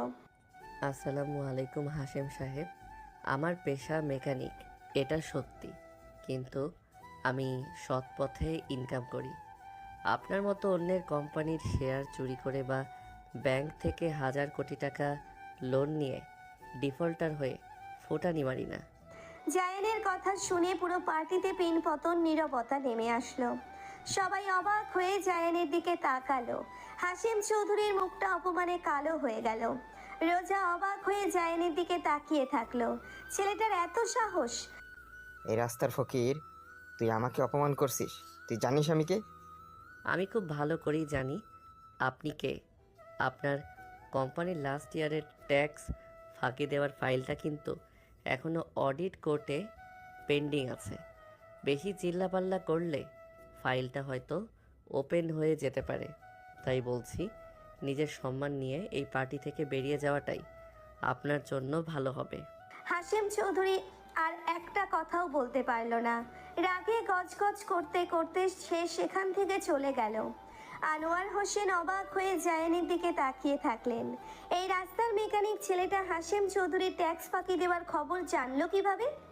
রোজা জায়ানের হাত শক্ত করে ধরে ফিসফিস করে বলল, তুমি এত কিছু কিভাবে জানো জায়ান? দুনিয়ায় অনেক কিছুই জানতে হয় ম্যাম। চলুন ওই দিকে বসা যাক। জায়ান আর রোজা একটা কর্নারের টেবিলে গিয়ে বসলো। এমন সময় স্বামী আর নীলা তাদের কাছে আসলো। স্বামীর মুখে একটা শয়তানি হাসি। বাহ, জায়ান ভাই তো দেখি বড় বড় ডায়লগ মানে শিখে গেছে। তা ভাই, গ্যারেজের কালি মেখে তো অনেক বড় লোকের সাথে হাত মেলালে, কেমন লাগছে এই হাই সোসাইটি? আপনাদের মতো স্বার্থপর আর ধোঁকাবাজদের সোসাইটির চেয়ে আমার গ্যারেজের কালি অনেক বেশি পবিত্র সামি ভাই। অন্তত সেখানে কেউ তানিয়ার মতো কোনো মেয়ের জীবন নষ্ট করার প্ল্যান করে না। তানিয়ার নাম শুনে স্বামীর মুখটা ফ্যাকাশে হয়ে গেল। সে রেগে গিয়ে জায়ানকে কিছু বলতে যাবে, ঠিক তখনই পার্টির এক কোণ থেকে নীলা চিৎকার করে উঠল। আমার হার, আমার ডায়মন্ডের নেকলেসটা পাওয়া যাচ্ছে না। নীলার চিৎকারে সবাই তার দিকে ছুটে গেল। আনোয়ার হোসেন দৌড়ে আসলেন। কি হয়েছে নীলা, তুই এত চিৎকার করছিস কেন? খালুজান, আমার গলার ডায়মন্ডের নেকলেসটা পাওয়া যাচ্ছে না। এই পার্টিতে আসার সময়ও আমার গলায় ছিল, কেউ একজন সেটা চুরি করেছে। এই পার্টিতে তো সবাই আমাদের পরিচিত আর রেসপেক্টফুল মানুষ, এখানে চুরি করবে কি? ওয়েট, চোর তো আমাদের সামনেই আছে। স্বামী কথাগুলো বলে সরাসরি জায়ানের দিকে আঙ্গুল তুলে ধরল। সবাই অবাক হয়ে জায়ানের দিকে তাকালো। রোজা রাগের সামনে এগিয়ে আসলো। স্বামী, তুমি আমার স্বামীর দিকে আঙুল তুলছো? তোমার সাহস কত বড়! রোজা, তুমি বুঝতে পারছো না এই পার্টিতে ওর মতো রাস্তার ফকির ছাড়া আর কে আছে যে ডায়মন্ডের নেকলেস চুরি করবে? ওর দাদির চিকিৎসার জন্য তো অনেক টাকার দরকার। নিশ্চয়ই ও সুযোগ পেয়ে নীলার গলা থেকে নেকলেসটা খুলে নিয়েছে। হ্যাঁ আপু, সামি ভাই ঠিকই বলেছে। জায়ান আমার পাশ দিয়ে যাওয়ার সময় আমার নেকলেসটা চুরি করেছে। আমি ওকে সার্চ করতে চাই। আমি আগে বলেছিলাম এই রাস্তার ছেলেটাকে এই পার্টিতে আনা ঠিক হবে না। এখন দেখলি তো রোজা, আমার পরিবারের সম্মানটা আজ একদম ধুলে মিশিয়ে দিল।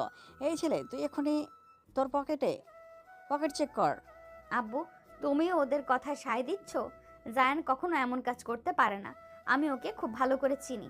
রোজা, আপনি শান্ত হন। জায়ান একদম শান্ত গলায় কথাগুলো বলল। তার চেহারায় বিন্দুমাত্র ভয় বা টেনশন নেই। সে স্বামীর চোখের দিকে সরাসরি তাকিয়ে একটা বাঁকা হাসি দিল। সামি ভাই, আপনি যখন এত কনফিডেন্সের সাথে বলছেন যে আমি চুরি করেছি, তাহলে আমাকে সার্চ করেই দেখুন। কিন্তু যদি আমার কাছে নেকলেস না পাওয়া যায়, তাহলে কিন্তু আপনাকে সবার সামনে আমার পা ধরে ক্ষমা চাইতে হবে। রাজি? তুই বেশি দেমাগ দেখাচ্ছিস, আমি নিজে তোর পকেট চেক করব। স্বামীর সামনে এগিয়ে এসে জায়ানের পকেট চেক করতে লাগলো। প্রথম পকেট ফাঁকা, দ্বিতীয় পকেটও ফাঁকা।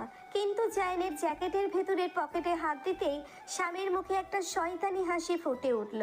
সে পকেট থেকে চকচকে ডায়মন্ডের নেকলেসটা বের করে সবার সামনে তুলে ধরলো। পুরো পার্টিতে একটা গুঞ্জন শুরু হয়ে গেল। রোজা স্তব্ধ হয়ে গেল। আনোয়ার হোসেন রাগে ফেটে পড়লেন। তুই একটা চোর, আমার বাড়িতে বসে তুই আমার মেয়ের বোনের জিনিস চুরি করছিস। আজ আমি তোকে পুলিশের হাতে তুলে দেব। রুবেল, সিকিউরিটি ডাকো। আপু, এবার তো নিজের চোখে দেখলি তোর জামের আসল রূপ। ও তো একটা চোর। জায়ান, এটা কিভাবে সম্ভব? তুমি এটা চুরি করেছো? রোজার চোখে পানি চলে আসলো। তার বিশ্বাস ভেঙে যাচ্ছে দেখে জায়ানের বুকের ভেতরটা একটু ব্যথা করে উঠল। কিন্তু জায়ান নিজেকে সামলে নিয়ে উচ্চস্বরে হেসে উঠল। বাহ সামি ভাই, বাহ!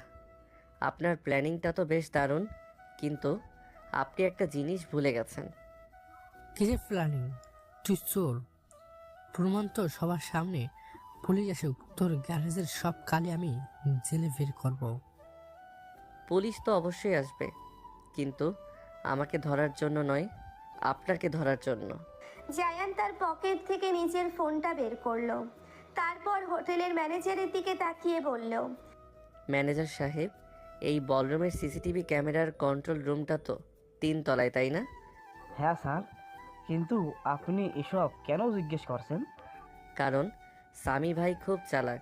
সে আগেই সিকিউরিটি গার্ডকে টাকা খাইয়ে এই রুমের সিসিটিভি ফুটেজ ডিলিট করিয়ে দিয়েছে, যাতে তার চুরির প্ল্যানটা কেউ দেখতে না পায়। তুই আজে বাজে কি বকছিস? তুই চুরি করেছিস, এখন বাসার জন্য গল্প বানাচ্ছিস?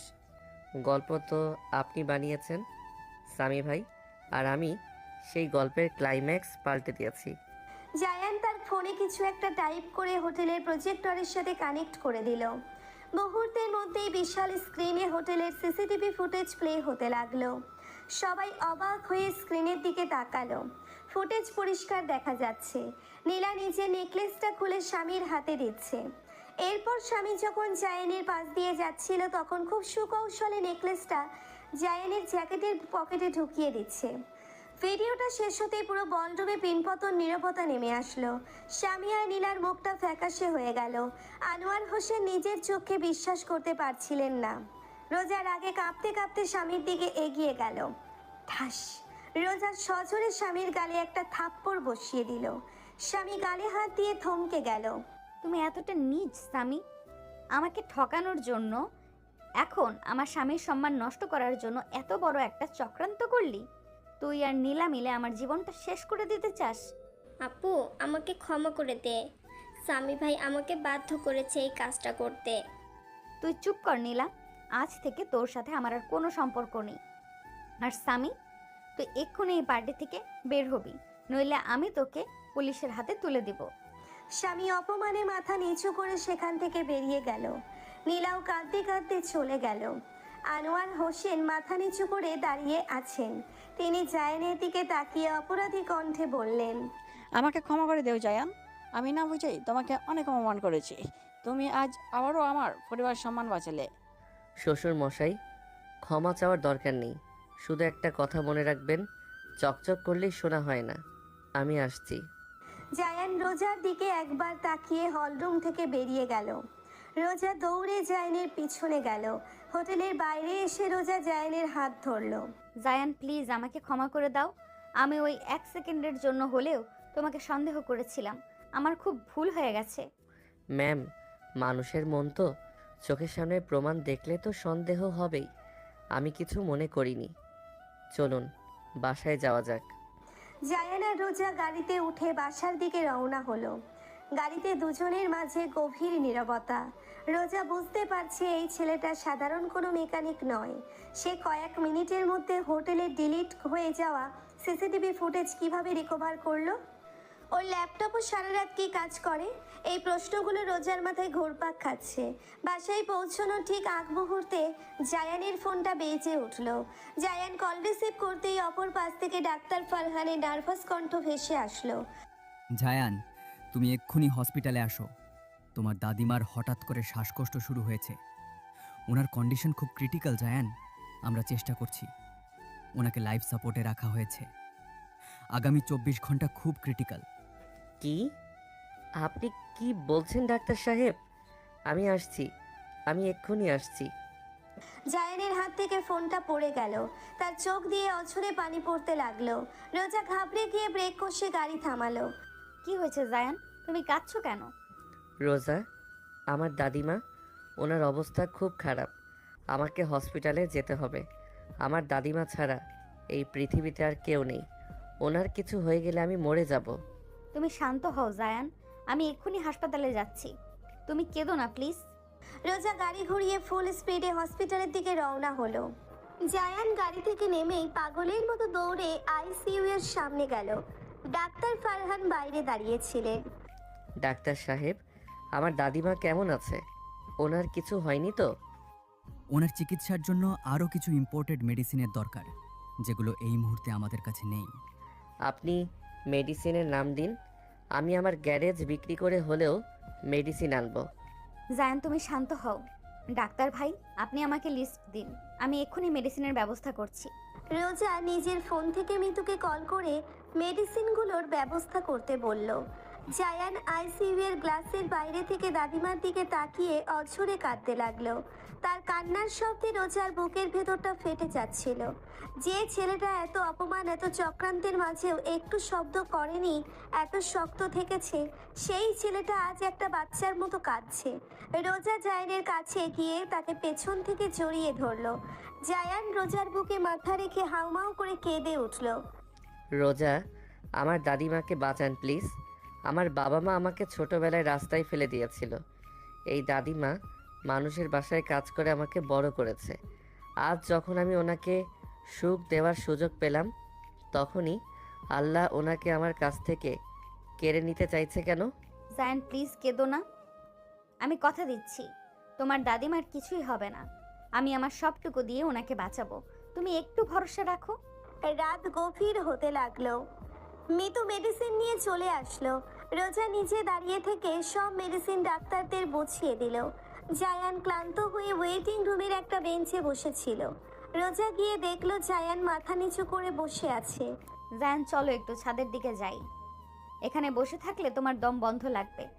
রোজা জায়ানের হাত ধরে হসপিটালের ছাদে নিয়ে গেল।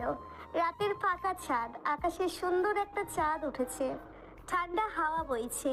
জায়ান ছাদের রেলিংয়ে হাত রেখে আকাশের দিকে তাকিয়ে আছে, তার চোখ এখনো ছলছল করছে। রোজা পেছন থেকে গিয়ে জায়ানের পাশে দাঁড়ালো। জায়ান, তুমি কি আমাকে তোমার অতীত সম্পর্কে কিছু বলবে? তুমি তো 8-10টা সাধারণ ছেলের মতো নাও। তোমার জ্ঞান, তোমার সাহস, আর ওই সিসিটিভি ফুটেজ হ্যাক করা, তুমি আসলে কে জায়ান? রোজার কথা শুনে জায়ান একটা দীর্ঘশ্বাস ফেলল। সে রোজার চোখের দিকে তাকিয়ে একটা বিষণ্ণ হাসি দিল। আপনি সত্যিটা জানতে চান ম্যাম? তাহলে শুনুন, আমি কোনো সাধারণ মেকানিক নই। আমার নাম জায়ান আহমেদ। দেশের অন্যতম শীর্ষ টেক কোম্পানি নেক্সাস আইটির মালিক তানভীর আহমেদ আমার জন্মদাতা পিতা। কি, তুমি তানভীর আঙ্কেলের ছেলে? কিন্তু ওনার তো একটাই ছেলে, সোহেল। তুমি যদি ওনার ছেলে হও, তাহলে তুমি রাস্তায় মেকানিকের কাজ করছো কেন? কারণ সোহেল আমার সৎ ভাই।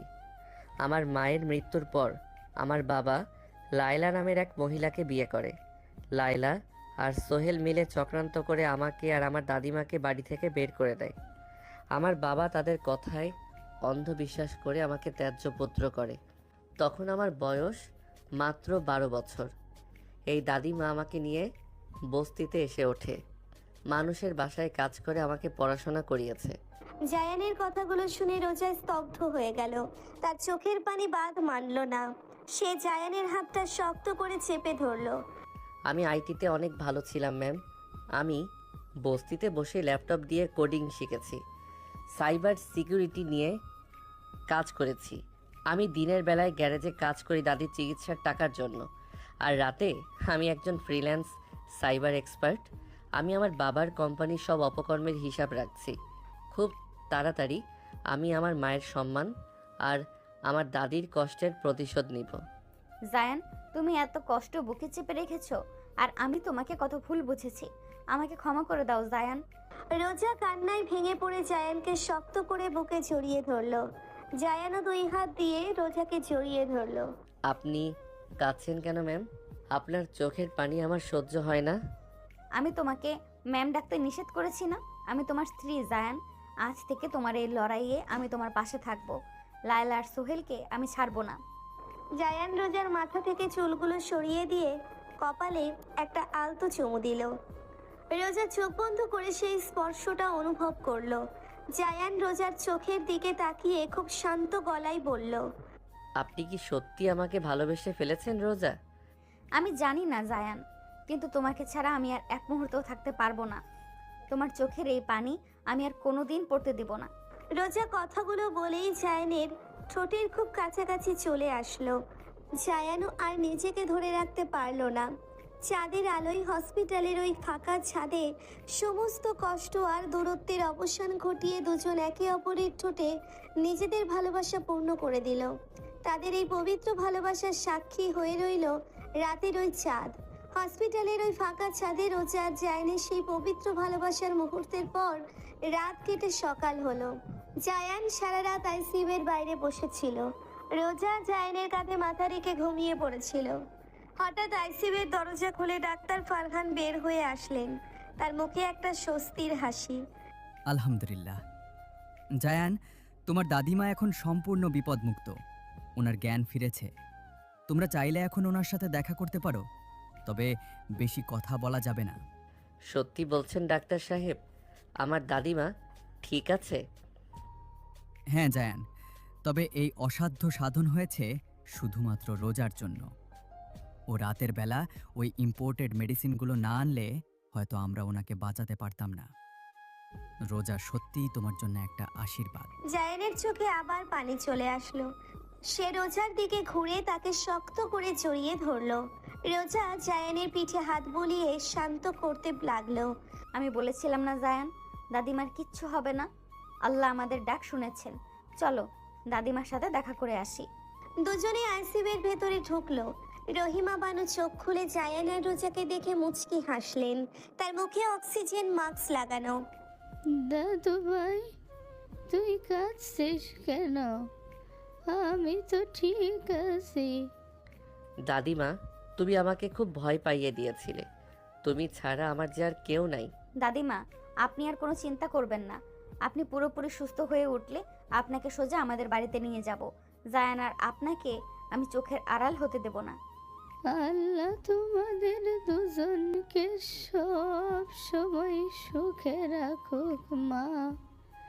আমার জায়ানটা বড় ভালো, ওকে কখনো ভুল বুঝো না। কিছুক্ষণ দাদিমার সাথে কাটিয়ে রোজা আর জায়ান হসপিটাল থেকে বের হলো। রোজা হসপিটালের সব বিল ক্লিয়ার করে দিল।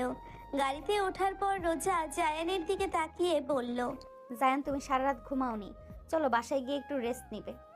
না ম্যাম, আমার গ্যারেজে যেতে হবে, অনেক কাজ পড়ে আছে। আবার ম্যাম বলছো? কাল রাতে ছাদে কি কথা হলো আমাদের?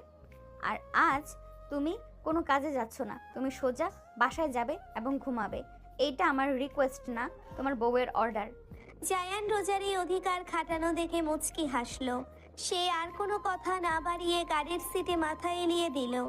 রোজা ড্রাইভ করে বাসায় পৌঁছলো। বাসায় ঢুকতেই তারা দেখলো ড্রয়িং রুমে আনোয়ার হোসেন, সালমা বেগম, দাদিজান আর নীলা বসে আছে। রোজামা, তোরা এসেছিস? জায়ানের দাদিমা এখন কেমন আছে? আলহামদুলিল্লাহ আম্মু, দাদিমা এখন বিপদমুক্ত। তা তো হবে, আমার মেয়ের লাখ লাখ টাকা খরচ হয়েছে যার পেছনে, সে তো বিপদমুক্ত হবে। এই যে ছেলে, তুমি তো বলেছিলে তুমি কারো দয়া নাও না, এখন আমার মেয়ের টাকায় দাদির চিকিৎসা করাচ্ছ কোন সাহসে? আব্বু, আমি তোমাকে কাল রাতেও বলেছি জায়ানের ব্যাপারে তুমি আর কোনো বাজে কথা বলবে না। ও আমার স্বামী, ওর দাদির চিকিৎসার খরচ আমি দিলে সেটা দয়া হয় না, সেটা আমার দায়িত্ব। রোজা একদম ঠিক কথা বলেছে আনোয়ার, তুই চুপ কর। জায়ান দাদু ভাই, তুমি সারা রাত ঘুমাওনি, যাও ওপরে গিয়ে একটু রেস্ট নাও। ঠিক আছে দাদিজান। শ্বশুরমশাই, আপনি টাকার জন্য এত টেনশন করবেন না। আমি আমার কথা থেকে এক চুলও সরে যাইনি। আপনার মেয়ের সব টাকা আমি 1 মাসের মধ্যে শোধ করে দিব। জায়ান কথাগুলো বলে সোজা উপরে চলে গেল। নীলা রাগে দাঁত কামড়াতে লাগলো। দেখলে খালুজান, এই ফকির ছেলেটার কত দেমাগ। আপনার মুখের ওপর কিভাবে কথা বলে গেল। ওর তো কোনো যোগ্যতা নাই 1 লাখ টাকা কামানোর, আর ও নাকি 1 মাসের মধ্যে এতগুলো টাকা শোধ করবে। নীলা, তুই তোর লিমিট ক্রস করছিস। কাল পার্টিতে নেকলেস চুরির নাটক করে তুই জায়ানকে ফাঁসাতে চেয়েছিলি, সেটা আমি ভুলে যাইনি। এরপর যদি তুই জায়ানকে নিয়ে একটা শব্দ উচ্চারণ করিস, আমি তোকে এই বাড়ি থেকে বের করে দিব। রোজার আগে গজগজ করতে করতে নিজের রুমে চলে গেল।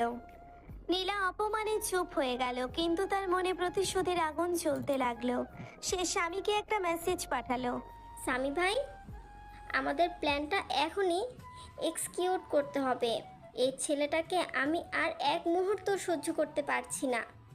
তুই টেনশন নিস না নীলা, আজ রোজার কোম্পানির ডাটা এমনভাবে গায়েব হবে যে রোজা নিজেই রাস্তায় বসে যাবে, আর এর সব দোষ গিয়ে পড়বে ওই মেকানিক জায়ানের ঘাড়েই। রোজা রুমে গিয়ে দেখলো জায়ান সোফায় ঘুমিয়ে পড়েছে। ছেলেটার চেহারায় কতটা ক্লান্তি। রোজা জায়ানের মাথার কাছে গিয়ে আলতো করে তার চুলে হাত বুলিয়ে দিল। তারপর জায়ানের গায়ের ওপর একটা কম্বল জড়িয়ে দিয়ে রোজা রেডি হয়ে অফিসের দিকে রওনায় হলো। অফিসে পৌঁছতেই রোজা দেখলো পুরো অফিসে একটা অস্থির অবস্থা বিরাজ করছে। মিতু দৌড়ে রোজার কেবিনে আসলো। তার চোখে মুখে চরম আতঙ্ক। রোজা, সর্বনাশ হয়ে গেছে। কি হয়েছে মিতু? তুই এত প্যানিক করছিস কেন? আমাদের কোম্পানির মেন সার্ভার হ্যাক হয়ে গেছে দোষ। আগামী মাসের ফ্যাশন উইকের জন্য যে তুই নতুন ডিজাইনের ব্লুপ্রিন্ট এর টেকফিউশন প্রজেক্টের সব ডিটেলস রেডি করেছিলি, তার সব ডাটা কেউ চুরি করে নিয়ে গেছে। কি বলছিস তুই এইসব? আমাদের সিকিউরিটি সিস্টেম তো অনেক স্ট্রং, এটা কে করতে পারে? আমি আইটি টিমকে চেক করতে বলেছিলাম, তারা বলছে হ্যাকার এতই প্রফেশনাল যে যে কোনো টেক্সট রাখিনি। শুধু একটা জিনিস বুঝতে পারছি, এই ডাটাগুলো হাশেম চৌধুরী কোম্পানির সার্ভিস ট্রান্সফার করা হয়েছে। হাশেম চৌধুরী? কাল পার্টিতে জায়ান ওনাকে অপমান করেছিল বলে উনি এত বড় রিভেঞ্জ নিলেন? মিতু, তুই এক্ষুনি পুলিশে খবর দে। কিছুক্ষণের মধ্যে ইন্সপেক্টর কামাল তার ফোর্স নিয়ে রোজার অফিসে হাজির হলেন। আনোয়ার হোসেনও খবর পেয়ে অফিসে ছুটে আসলেন। ঠিক সেই সময় সবার অবাক করে দিয়ে অফিসে ঢুকলো স্বামী আর তার সাথে আরেকজন তরুণ। তরুণটির পরনে দামি ব্র্যান্ডেড স্যুট, চোখে রোদ চশমা, তার মুখে একটা অহংকারী হাসি। কি ব্যাপার রোজা? শুনলাম তোর কোম্পানির সব ডাটা নাকি চুরি হয়ে গেছে। খুব তো অহংকার করছিলে নিজের কোম্পানি নিয়ে। সামি, তুই এখানে কি করছিস? তোকে আমি অফিসে আসতে নিষেধ করেছিলাম না? আর তোর সাথে ওই লোকটা কে? ও, পরিচয় করিয়ে দেই। ইনি হলেন হোসেন আহমেদ, নেক্সাস আইডির ম্যানেজিং ডিরেক্টর এবং তানভীর আহমেদের একমাত্র ছেলে। তোমার কোম্পানির এই দুর্ব্যবস্থায় উনি তোমাকে একটা অফার দিতে এসেছেন। হ্যালো মিস রোজা, শুনলাম আপনি নাকি পথে বসে গেছেন। আপনার প্রজেক্টের ডাটা যখন হায়ের সাহেবের কাছে চলে গেছে তখন আপনার কোম্পানি তো এমনিতেই দেউলিয়া হয়ে যাবে। আমি এসেছি আপনার কোম্পানিটা কিনে নিতে। পানির দরে বিক্রি করে দিন, অন্তত কিছু টাকা তো পাবেন। স্বামী, তুই এসব কি বলছিস? ডাটা চুরি করেছে হাশেম চৌধুরী, আর তুই এসে সোহেলকে নিয়ে এসেছিস আমার মেয়ের কোম্পানি কিনতে? আঙ্কেল, ডাটা হাশেম চৌধুরী চুরি করেনি। ডাটা চুরি করেছে আপনারই গুণধর জামাই জায়ান। সামি, মুখ সামলে কথা বল। জায়ানের নাম এর মধ্যে কিভাবে আসলো? রোজা, তুমি হয়তো জানো না, তোমার এই মেকানিক স্বামী আসলে একজন সাইফার এক্সপার্ট। ও রাতে ল্যাপটপে বসে হ্যাকিংয়ের কাজ করে। কাল রাতে হসপিটাল থেকে ফেরার পর ও নিশ্চয়ই টাকার লোভে হাশেম আঙ্কেলের কাছে তোমার ব্লুপ্রিন্ট বিক্রি করে দিয়েছে। কারণ ওর তো দাদির চিকিৎসার জন্য অনেক টাকার দরকার ছিল, তাই না? স্বামীর কথা শুনে আনোয়ার হোসেন রাগে ফেটে পড়ল। তিনি রোজার দিকে তাকিয়ে চিল্লিয়ে বললেন, আমি আগেই বলেছিলাম এই রাস্তার ফকিরটাকে বিশ্বাস করিস না। ও টাকার লোভে কাল রাতে চুরি করতে না পেরে আজ তোর কোম্পানির ডাটা চুরি করেছে। ইন্সপেক্টর কালাম, আপনি এখনই ওই জায়ানকে অ্যারেস্ট করুন। মিস্টার আনোয়ার, আমরা প্রমাণ ছাড়া কাউকে অ্যারেস্ট করতে পারি না। তবে মিস্টার স্বামীর কথা যদি সত্যি হয় যে জায়ান একজন সাইবার এক্সপার্ট, তবে তাকে জিজ্ঞাসাবাদ করা প্রয়োজন। ইন্সপেক্টর, আমি আমার স্বামীর বিরুদ্ধে কোনো প্রমাণ ছাড়া আপনি তাকে জিজ্ঞাসাবাদ করতে পারবেন না। জায়ান কখনো আমার সাথে এমন বেইমানি করতে পারে না। রোজা যখন কথাগুলো বলছিল ঠিক তখনই কেবিনের দরজা ঠেলে ভেতরে ঢুকলো জায়ান। তার হাতে একটা টিফিন ক্যারিয়ার। সে শান্ত পায়ে রোজার কাছে এসে দাঁড়ালো। আপনি সকালে না খেয়ে অফিসে চলে এসেছিলেন ম্যাম, তাই আম্মু আমাকে দিয়ে এই খাবারটা পাঠালো। বাহ, মেকানিক থেকে সরাসরি বয়ে টিফিন ক্যারিয়ার বয়। জায়ান, তুই তো দেখছি অনেক উন্নতি করেছিস। সোহেলের গলা শুনে জায়ান চমকে তাকালো। তার নিজের সৎ ভাই আজ তার সামনে দাঁড়িয়ে তাকে অপমান করছে। জায়ানের চোয়াল শক্ত হয়ে গেল, কিন্তু সে নিজেকে সামলে নিয়ে মুচকি হাসলো। আরে সোহেল সাহেব যে, তা বাপের টাকায় কেনা স্যুট পরে অন্যের অফিসে এসে ফোটানি মারতে কেমন লাগে? তুই একটা রাস্তার ফকির, আমার বাবার নাম নিবি না। তোর মতো একটা চোরকে আজ পুলিশে ধরে নিয়ে যাবে। তুই নিজের বইয়ের কোম্পানির ডাটা চুরি করেছিস? আমি চুরি করেছি? প্রমাণ আছে কোনো? প্রমাণ তো এআই টিমই দিয়েছে। ডাটা হাশেম চৌধুরীর সার্ভারের কাছে।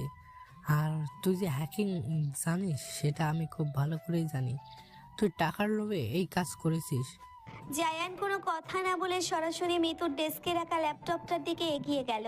সে ল্যাপটপটা নিজের দিকে ঘুরিয়ে নিয়ে ইন্সপেক্টর কামালের দিকে তাকালো।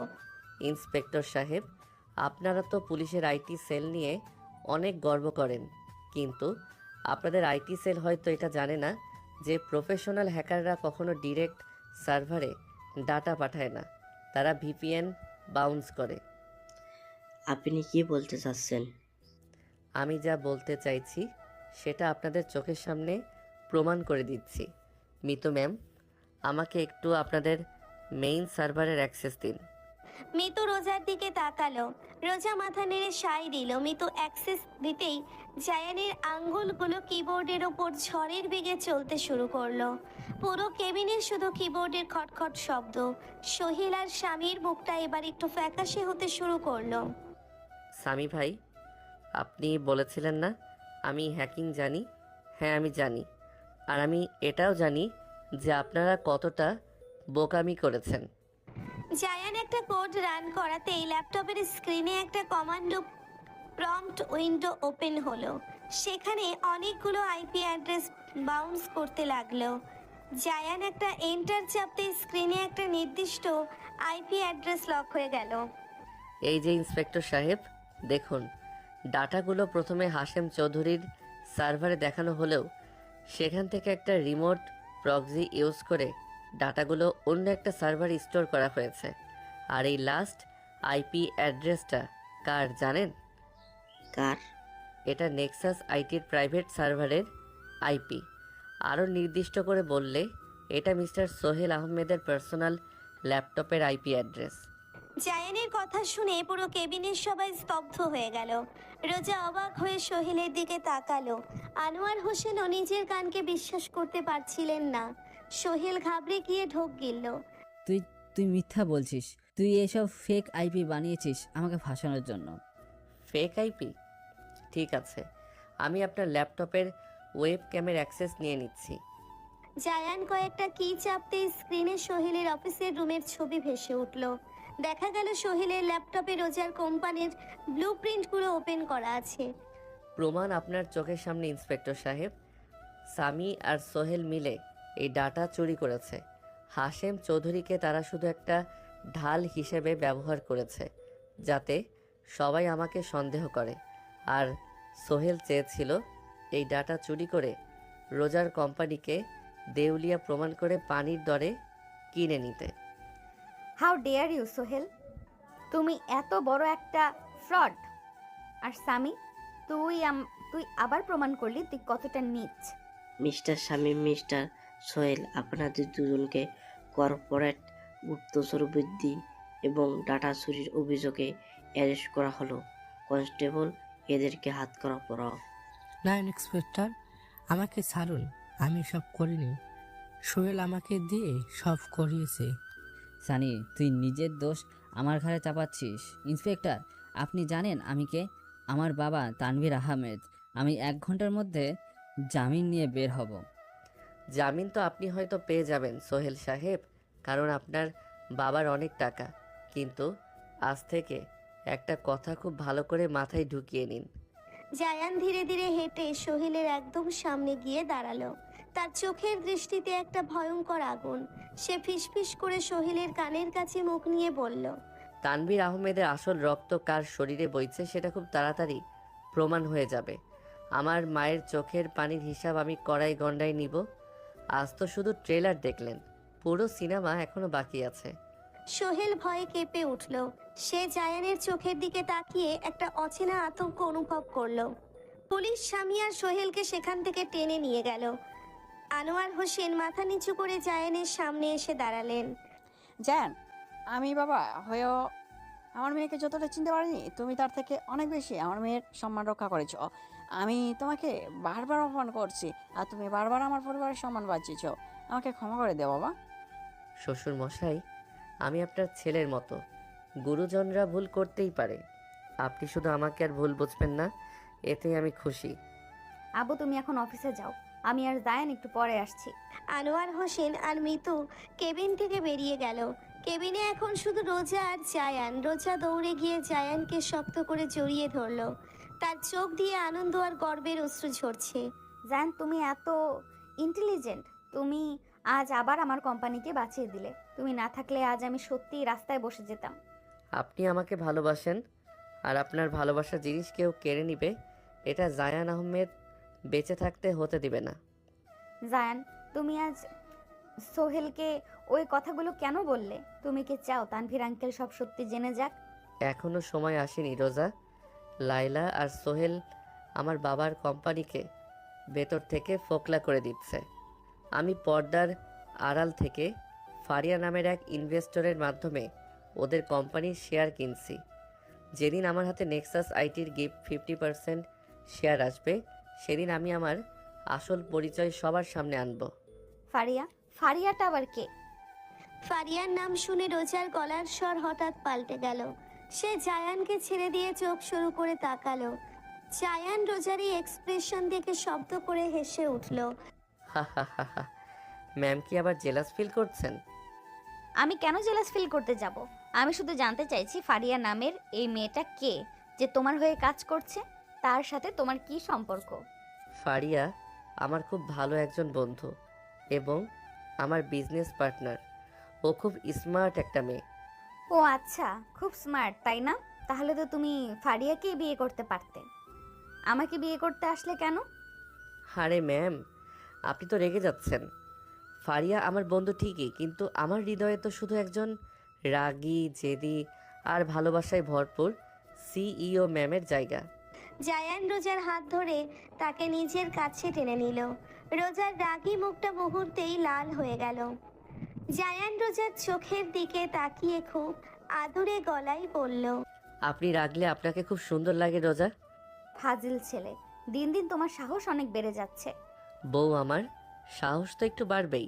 তা ম্যাম, এবার কি টিফিনটা খাওয়া যায়? খুব ক্ষুধা লেগেছে। হ্যাঁ চলো দুজনে একসাথে খাই।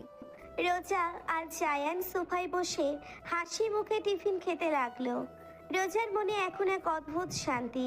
সে বুঝতে পারছে জায়ান শুধু একজন সাধারণ মেকানিক নয়, সে এমন একজন মানুষ যে চাইলে পুরো দুনিয়া পাল্টে দিতে পারে।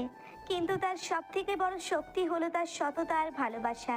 রাতে বাসায় ফেরার পর রোজা তার ল্যাপটপ নিয়ে বসলো। সে একটা অফিসিয়াল মেইল টাইপ করছে। জায়ান ওয়াশরুম থেকে ফ্রেশ হয়ে বের হতেই রোজা তাকে ডাকলো। জায়ান এদিকে আসো। কি হয়েছে? তুমি আজ আমার কোম্পানির চিফ সাইবার সিকিউরিটি অফিসার হিসেবে জয়েন করেছো। এটা আমার অফার লেটার। ম্যাম, আমি তো আগেই বলেছি আমি আপনার কোম্পানিতে। চুপ, একদম চুপ। এটা দয়া নয় জায়ান, এটা তোমার যোগ্যতা। তুমি আজ প্রমাণ করেছো যে তুমি এই পজিশনটার যোগ্য। আর তাছাড়া তুমি আমার কোম্পানিতে জয়েন করলে আমি সব সময় তোমাকে আমার চোখের সামনে দেখতে পাবো। তুমি কি চাও না তোমার বউ তোমাকে সব সময় চোখের সামনে রাখুক? রোজার এই মিষ্টি আবদার জায়ান আর ফেলতে পারলো না। সে মুচকি হেসে অফার লেটারে সাইন করে দিল। রোজা খুশিতে জায়ানের গালে একটা আলতো চুমু খেয়ে বসলো।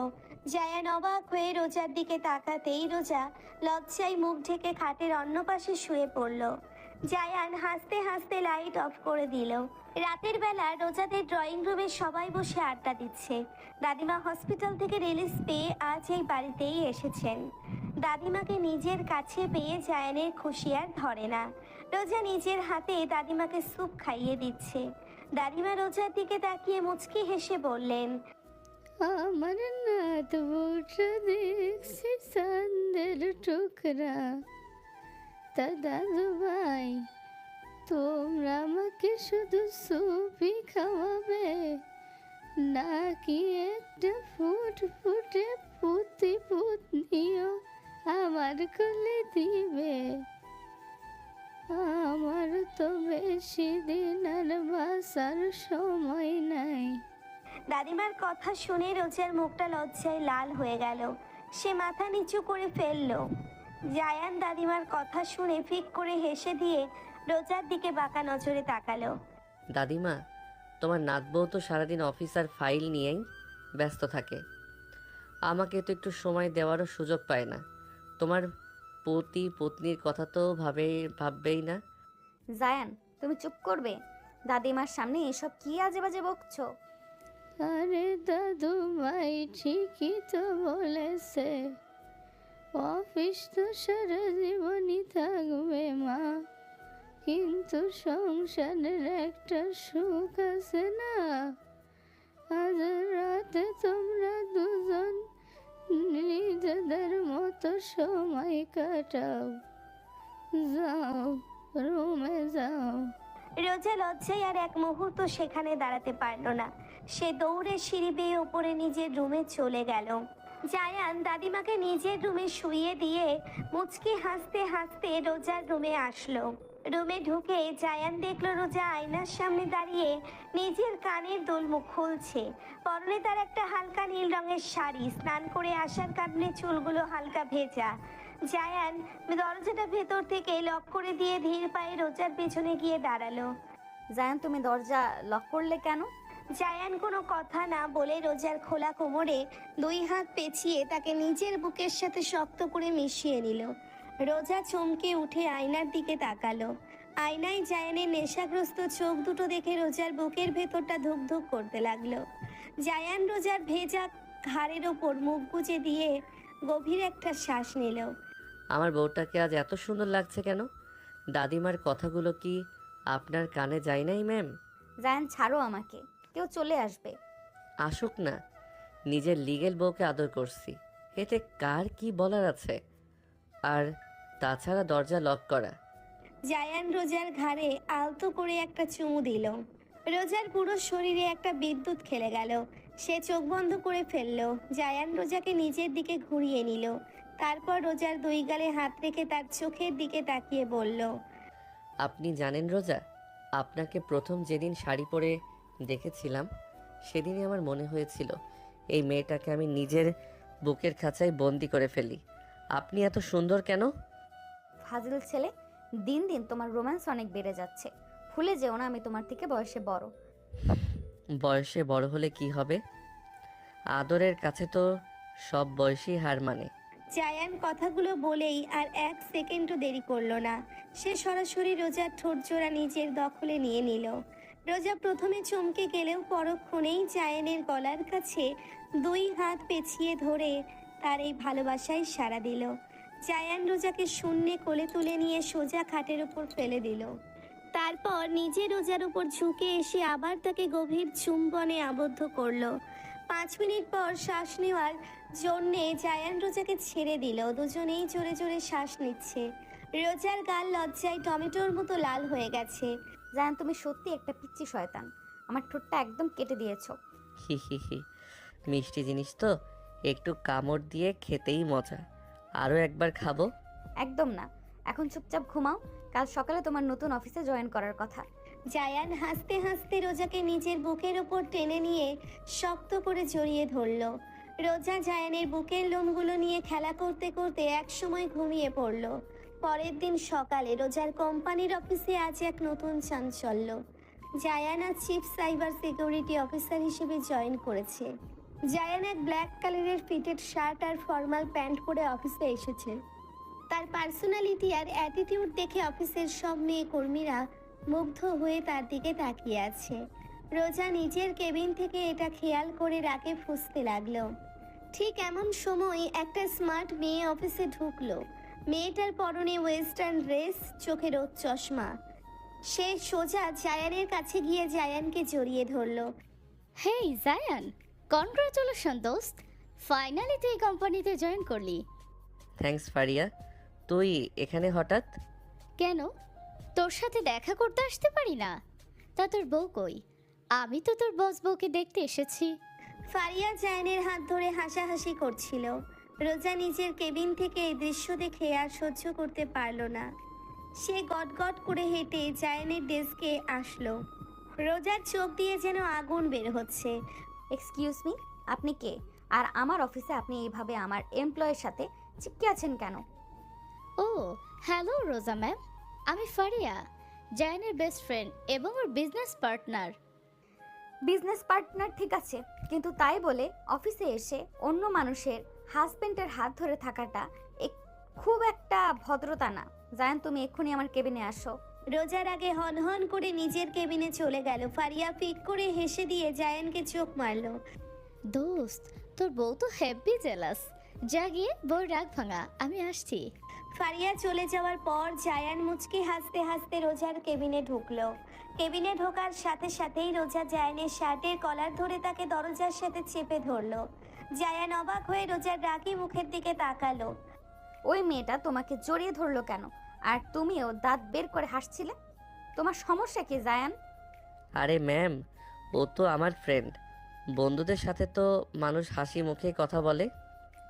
ফ্রেন্ডের বাচ্চা ফ্রেন্ড? আজ থেকে কোনো মেয়ে ফ্রেন্ড তোমার আশেপাশে ঘেসবে না। আমি আমার জিনিস শেয়ার করতে পছন্দ করি না। তুমি শুধু আমার, বুঝতে পেরেছো? রোজা রাগে জায়ানের কলার ধরে ঝাঁকিয়ে কথাগুলো বলল। জায়ান রোজার এই পাগলামি দেখে আর নিজেকে কন্ট্রোল করতে পারল না। সে এক ঝটকায় রোজাকে ঘুরিয়ে দিয়ে তাকে নিজের আর দরজার মাঝখানে আটকে ফেলল। তারপর রোজার কানের কাছে মুখ নিয়ে ফিসফিস করে বলল, আমি তো শুধু আপনারই ম্যাম, কিন্তু আপনি যখন এরকম অধিকার খাটান তখন আমার যে কী ইচ্ছে করে আপনি জানেন? কি কি ইচ্ছে করে? এই পুরো অফিসের সামনে আপনাকে চুমুকে প্রমাণ করে দিতে ইচ্ছে করে যে আপনি আমার বউ। জায়ান কথাগুলো বলেই রোজার ঠোঁটে আবার একটা তীব্র চুমু বসিয়ে দিল। রোজা চোখ বন্ধ করে জায়ানের শার্ট খামচে ধরল।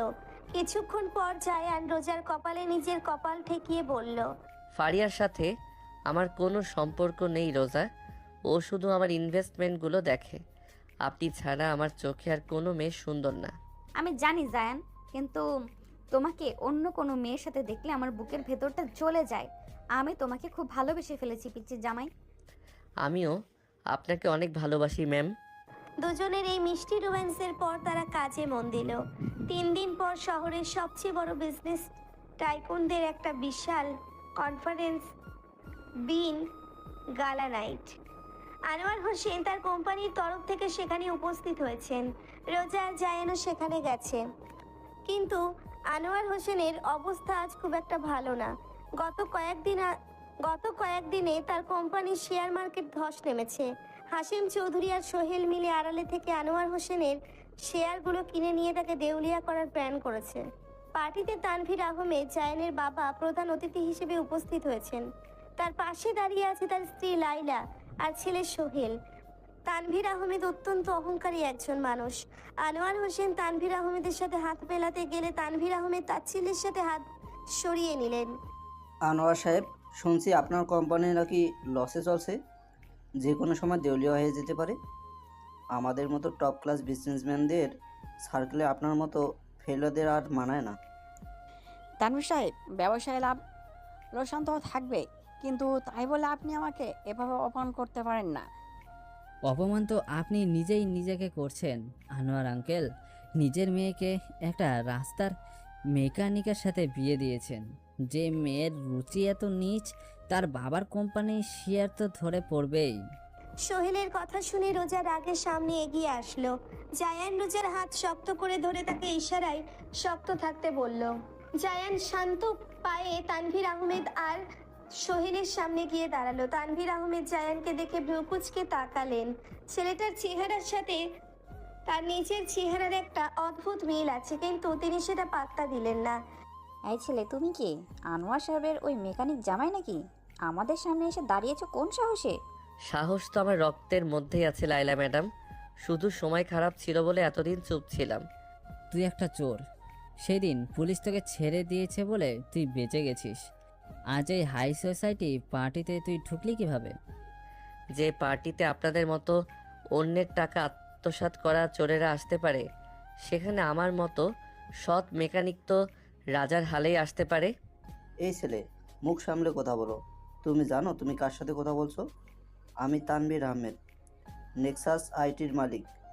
আমি চাইলে তোমাকে 1 সেকেন্ডে এই শহর থেকে গায়েব করে দিতে পারি। তানভীর আহমেদ? বাহ, নামটা তো খুব সুন্দর, কিন্তু আপনি কি জানেন আপনার কোম্পানির অবস্থা এখন কি? কি বলতে চাও তুমি? ঠিক সেই মুহূর্তে পার্টির বিশাল স্ক্রিনে ব্রেকিং নিউজ ভেসে উঠল। নিউজ প্রেজেন্টার চিৎকার করে বলছে, দেশের সবচেয়ে বড় টেক কোম্পানি নেক্সাস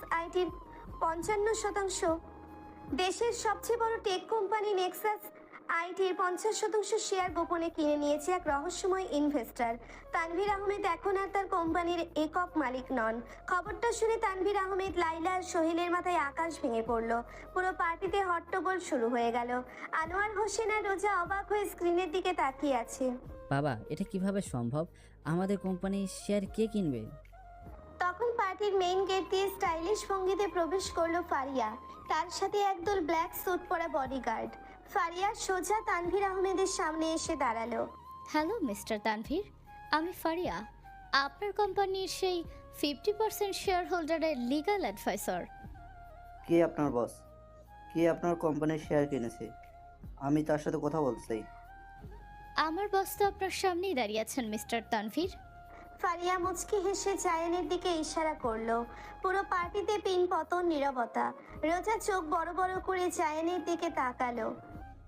এই আস্থা ছেলেটা, এই মেকানিক আমার কোম্পানির শেয়ার কিনেছে? এটা হতে পারে না। এটা তো কেবল শুরু তানভীর সাহেব। আপনি তো টাকার অহংকারে নিজের রক্তকেও রাস্তায় ফেলে দিতে দ্বিধা করেন নাই, মনে আছে? আজ থেকে 15 বছর আগে আপনার প্রথম স্ত্রী আর আপনার একমাত্র ছেলেকে এই লায়লা ম্যাডামের কথায় বিশ্বাস করে আপনি ঘাড় ধাক্কা দিয়ে বের করে দিয়েছিলেন। আনোয়ার হোসেনের মুখ হা হয়ে গেল। তানভীর আহমেদ চমকে উঠে জায়ানের দিকে তাকালেন। জায়ানের কথা শুনে তানভীর আহমেদের বুকের ভেতরটা কেঁপে উঠল। তিনি ভালো করে জায়ানের চোখের দিকে তাকালেন। 15 বছর আগে সেই ছোট্ট ছেলেটার জেদি চোখের সাথে এই ছেলেটার হুবহু মিল। তানভীর আহমেদের গলা শুকিয়ে গেল। তুই কি জায়ান? আমার ছেলে জায়ান? আপনার ছেলে 15 বছর আগেই মরে গেছে তানভীর সাহেব। আমি রহিমা বানুর নাতি জায়ান, যে লায়লা আর সোহেলকে অন্ধের মতো বিশ্বাস করে আপনি আপনার আসল পরিবারকে রাস্তায় ফেলেছিলেন। আজ সেই লায়লা আর সোহেল আপনার কোম্পানির ফান্ড চুরি করে কোম্পানিকে দেউলিয়া করার পথে নিয়ে যাচ্ছিল। আমি শুধু আমার মায়ের অপমানের বদলা নেওয়ার জন্য এই কোম্পানির 50% শেয়ার কিনে নিয়েছি। তুই মিথ্যা বলছিস। তুই আমাদের ফাঁসানোর চেষ্টা করছিস। বাবা, ওর কথা বিশ্বাস করো না। ফারিয়া, ফাইলটা ওনার মুখে ছুঁড়ে মার। ফারিয়া একটা বিশাল ফাইল তানভীর আহমেদের হাতে দিল। ফাইলে সোহেল আর লাইলার কোটি কোটি টাকা আত্মসাৎ করার সব প্রমাণ, ব্যাংক স্টেটমেন্ট আর ফেক প্রজেক্টের পেপারস আছে। তানভীর আহমেদ ফাইলটা দেখে স্তব্ধ হয়ে গেলেন। তিনি বিশ্বাস করতে পারছিলেন না যে তার জীবনের স্ত্রী আর ছেলে তার সাথে এত বড় বেইমানি করেছে। তানভীর আহমেদ রেগে গিয়ে সজোরে লাইলার গালে একটা থাপ্পড় বসিয়ে দিলেন। বেঈমান মহিলা, তোদের জন্য আমি আমার নিজের ছেলেকে রাস্তায় ফেলে দিয়েছিলাম। আজ আমি তোদের কাউকে ছাড়বো না। জায়ান বাবা, আমাকে ক্ষমা করে দে। আমি তোর বাবা। বাবা শব্দটা আপনার মুখে মানায় না মিস্টার তানভীর। আপনি আমার কাছে একজন অপরিচিত মানুষ। আর লায়লা ম্যাডাম, আপনার দিন শেষ। ফারিয়া, পুলিশকে ডাকো, এদের চুরির জন্য জেলে ঢোকাও। পুলিশ এসে সোহেল আর লাইলাকে অ্যারেস্ট করে নিয়ে গেল। তানভীর আহমেদ ফ্লোরে বসে অঝরে কাঁদতে লাগলেন। জায়ান এক সেকেন্ডও সেখানে দাঁড়ালো না। সে রোজার হাত শক্ত করে ধরে পার্টি থেকে বেরিয়ে গেল। গাড়িতে ওঠার পর জায়ান স্টিয়ারিং এর উপর মাথা রেখে চুপচাপ বসে থাকলো। তার শরীর কাঁপছে। এত বছরের জমানো কষ্ট আর প্রতিশোধ আজ পূর্ণ হয়েছে, কিন্তু তার বুকের ভেতরটা ফাঁকা লাগছে। রোজা জায়ানের অবস্থা বুঝতে পেরে তাকে নিজের বুকের সাথে জড়িয়ে ধরল। জায়ান, তুমি কাঁদছো? আমি কাঁদবো কেন রোজা? আজ তো আমার হাসার দিন। আমার মায়ের অপমানের বদলা আমি নিয়েছি। কিন্তু রোজা, আমার খুব কষ্ট হচ্ছে। আমার বাবা আমার সামনে কাঁদছিল, আর আমি তাকে বাবা বলে ডাকতে পারলাম না। জায়ান একটা ছোট্ট বাচ্চার মতো রোজার বুকে মুখ গুজে হাউমাউ করে কেঁদে উঠল। রোজা জায়ানের মাথায় হাত বুলিয়ে তাকে শান্ত করতে লাগলো। তুমি শান্ত হও জায়ান, তুমি যা করেছো একদম ঠিক করেছো। আমি তোমার পাশে আছি। সারা জীবন তোমার এই বুকের কষ্টগুলো আমি ভালোবাসা দিয়ে মুছে দেব। রোজা জায়ানের চোখের পানি মুছে দিয়ে তার কপালে, চোখে আর গালে গভীর মায়ায় চুমু খেতে লাগলো। জায়ান রোজাকে দুই হাতে শক্ত করে আঁকড়ে ধরলো, যেন রোজা ছাড়া তার আর কোনো আশ্রয় নেই। ভালোবাসার এই উষ্ণতায় জায়ানের সব কষ্ট যেন ধীরে ধীরে মিলিয়ে যেতে লাগলো। বাড়িতে ফিরে আনোয়ার হোসেন যখন সব শুনলেন, তিনি দৌড়ে এসে জায়ানকে জড়িয়ে ধরলেন। বাবা জায়ান, তুমি তো শুধু মেকানিক নও, তুমি তো আমার চেয়েও বড় বিজনেসম্যান। তুমি তানভীর আহমেদের ছেলে। আমি তোমাকে চিনতে পারিনি বাবা, আমাকে ক্ষমা করে দাও। শ্বশুর মশাই, আমি তানভীর আহমেদের ছেলে। এই পরিচয় বাঁচতে চাই না। আমি আপনার মেয়ের পিচি জামাই। এটাই আমার সবচেয়ে বড় পরিচয়। জায়ানের কথা শুনে সবাই হেসে উঠল। রোজা জায়ানের হাত ধরে সিঁড়ি দিয়ে ওপরে চলে এলো। আজ রাতে আর কোনো কষ্ট নেই, কোনো ষড়যন্ত্র নেই। আজ শুধুই দুজনের ভালোবাসার রাত। সকালের মিষ্টি রোদ জানালার পর্দা ভেদ করে রোজার বেডরুমে এসে পড়েছে। রোজা চোখ মেলে তাকালো। তার মাথার নিচে জায়ানের শক্ত হাত। জায়ান এখনো গভীর ঘুমে আচ্ছন্ন। রোজার ঠোঁটে একটা প্রশান্তির হাসি ফুটে উঠল। গত রাতের সব ঝড় আর আবেগের পর ছেলেটাকে এখন খুব নিষ্পাপ লাগছে। রোজা আলতো করে জায়ানের কপালে পড়া চুলগুলো সরিয়ে দিয়ে সেখানে একটা চুমু খেলো।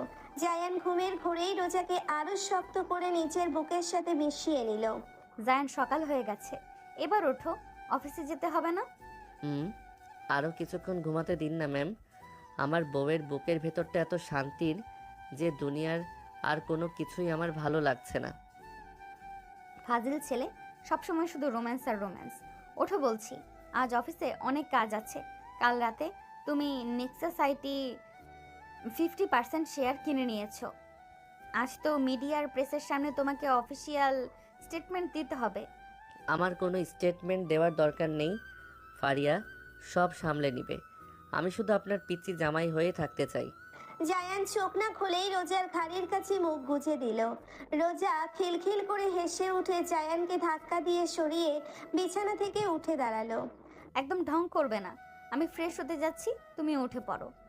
রোজা ওয়াশরুমে চলে গেল। জায়ান মুচকি হেসে বিছানায় উঠে বসলো। আজ তার মনের ভেতরে একটা অদ্ভুত হালকা অনুভূতি হচ্ছে। 15 বছরের জমানো একটা ভারী পাথর যেন বুক থেকে নেমে গেছে। কিন্তু তানভীর আহমেদের সেই কান্নারত মুখটা বারবার তার চোখের সামনে ভাসছে। জায়ান দীর্ঘশ্বাস ফেলে খাট থেকে নামলো। কিছুক্ষণ পর রোজা আর জায়ান রেডি হয়ে নিচে নামলো। ডাইনিং টেবিল আজ উৎসবের আমেজ। দাদিজান, দাদিমা, আনোয়ার হোসেন, সালমা বেগম সবাই একসাথে বসে ব্রেকফাস্ট করছেন। নীলা এক কোনায় চুপচাপ বসে আছে। জায়ান আর রোজাকে একসাথে নিচে নামতে দেখে সবাই হাসি মুখে তাকালো। এই তো আমার দাদু ভাই আর নাত বউ চলে এসেছে। আয় বাবা জায়ান, আমার পাশে বস। জায়ান বাবা, কাল রাতের পর থেকে আমার মনে হচ্ছে আমি যে নতুন জীবন পেয়েছি। তুমি শুধু তানভীর আহমেদকে উচিত শিক্ষাই দেও নাই, তুমি আমার কোম্পানিকেও হাশেম চৌধুরী চক্রান্ত থেকে বাঁচিয়েছ। আমি তোমার কাছে চিরজ্ঞত বাবা। শ্বশুর মশাই, আপনি আমাকে আবার পর করে দিচ্ছেন। আমি তো আপনার ছেলের মতো, পরিবারের বিপদে ছেলে পাশে দাঁড়াবে, এটাই তো স্বাভাবিক। আপনি আমাকে ধন্যবাদ দিয়ে ছোট করবেন না প্লিজ। আমার জায়ানটা ছোটবেলা থেকে এমন, ও নিজের কষ্ট বুকে চেপে রাখে, কিন্তু অন্যের কষ্ট একদম সহ্য করতে পারে না। আল্লাহ ওকে অনেক বড় করেছে, আমার আর কোনো দুঃখ নাই। সবাই যখন হাসি মুখে কথা বলছিল তখন নীলা ধীরে ধীরে চেয়ার ছেড়ে উঠে জায়ান আর রোজার সামনে এসে দাঁড়ালো। নীলার চোখ দুটো ভেজা। সে মাথা নিচু করে কাঁপা কাঁপা গলায় কথা বলতে শুরু করলো। আপু, জায়ান ভাই, আমি জানি আমি আপনাদের সাথে অনেক বড় অন্যায় করেছি। স্বামী ভাইয়ের কথায় অন্ধ হয়ে আমি নিজের পরিবারের মানুষেরই ক্ষতি করতে চেয়েছিলাম। কাল রাতে স্বামী ভাই যখন পুলিশের হাতে অ্যারেস্ট হলো তখন আমি বুঝতে পেরেছি আমি কত ভুলের মধ্যে ছিলাম। আপু, আমাকে তোরা ক্ষমা করে দে, আমি আর কখনো এমন কাজ করব না। নীলা, তুই আমার নিজের বোনের মতো। তুই যখন ভুল পথে যাচ্ছিলি তখন আমার খুব কষ্ট হচ্ছিল, কিন্তু তুই যে নিজের ভুল বুঝতে পেরেছিস এতে আমি খুব খুশি। তুই কাঁদিস না। নীলা ম্যাম, চোখের পানি মুছে ফেলুন। মানুষ মাত্রই ভুল হয়। আপনি নিজের ভুল স্বীকার করেছেন, এটাই সবচেয়ে বড় কথা। আজ থেকে আমরা সব ভুলে গিয়ে নতুন করে শুরু করব।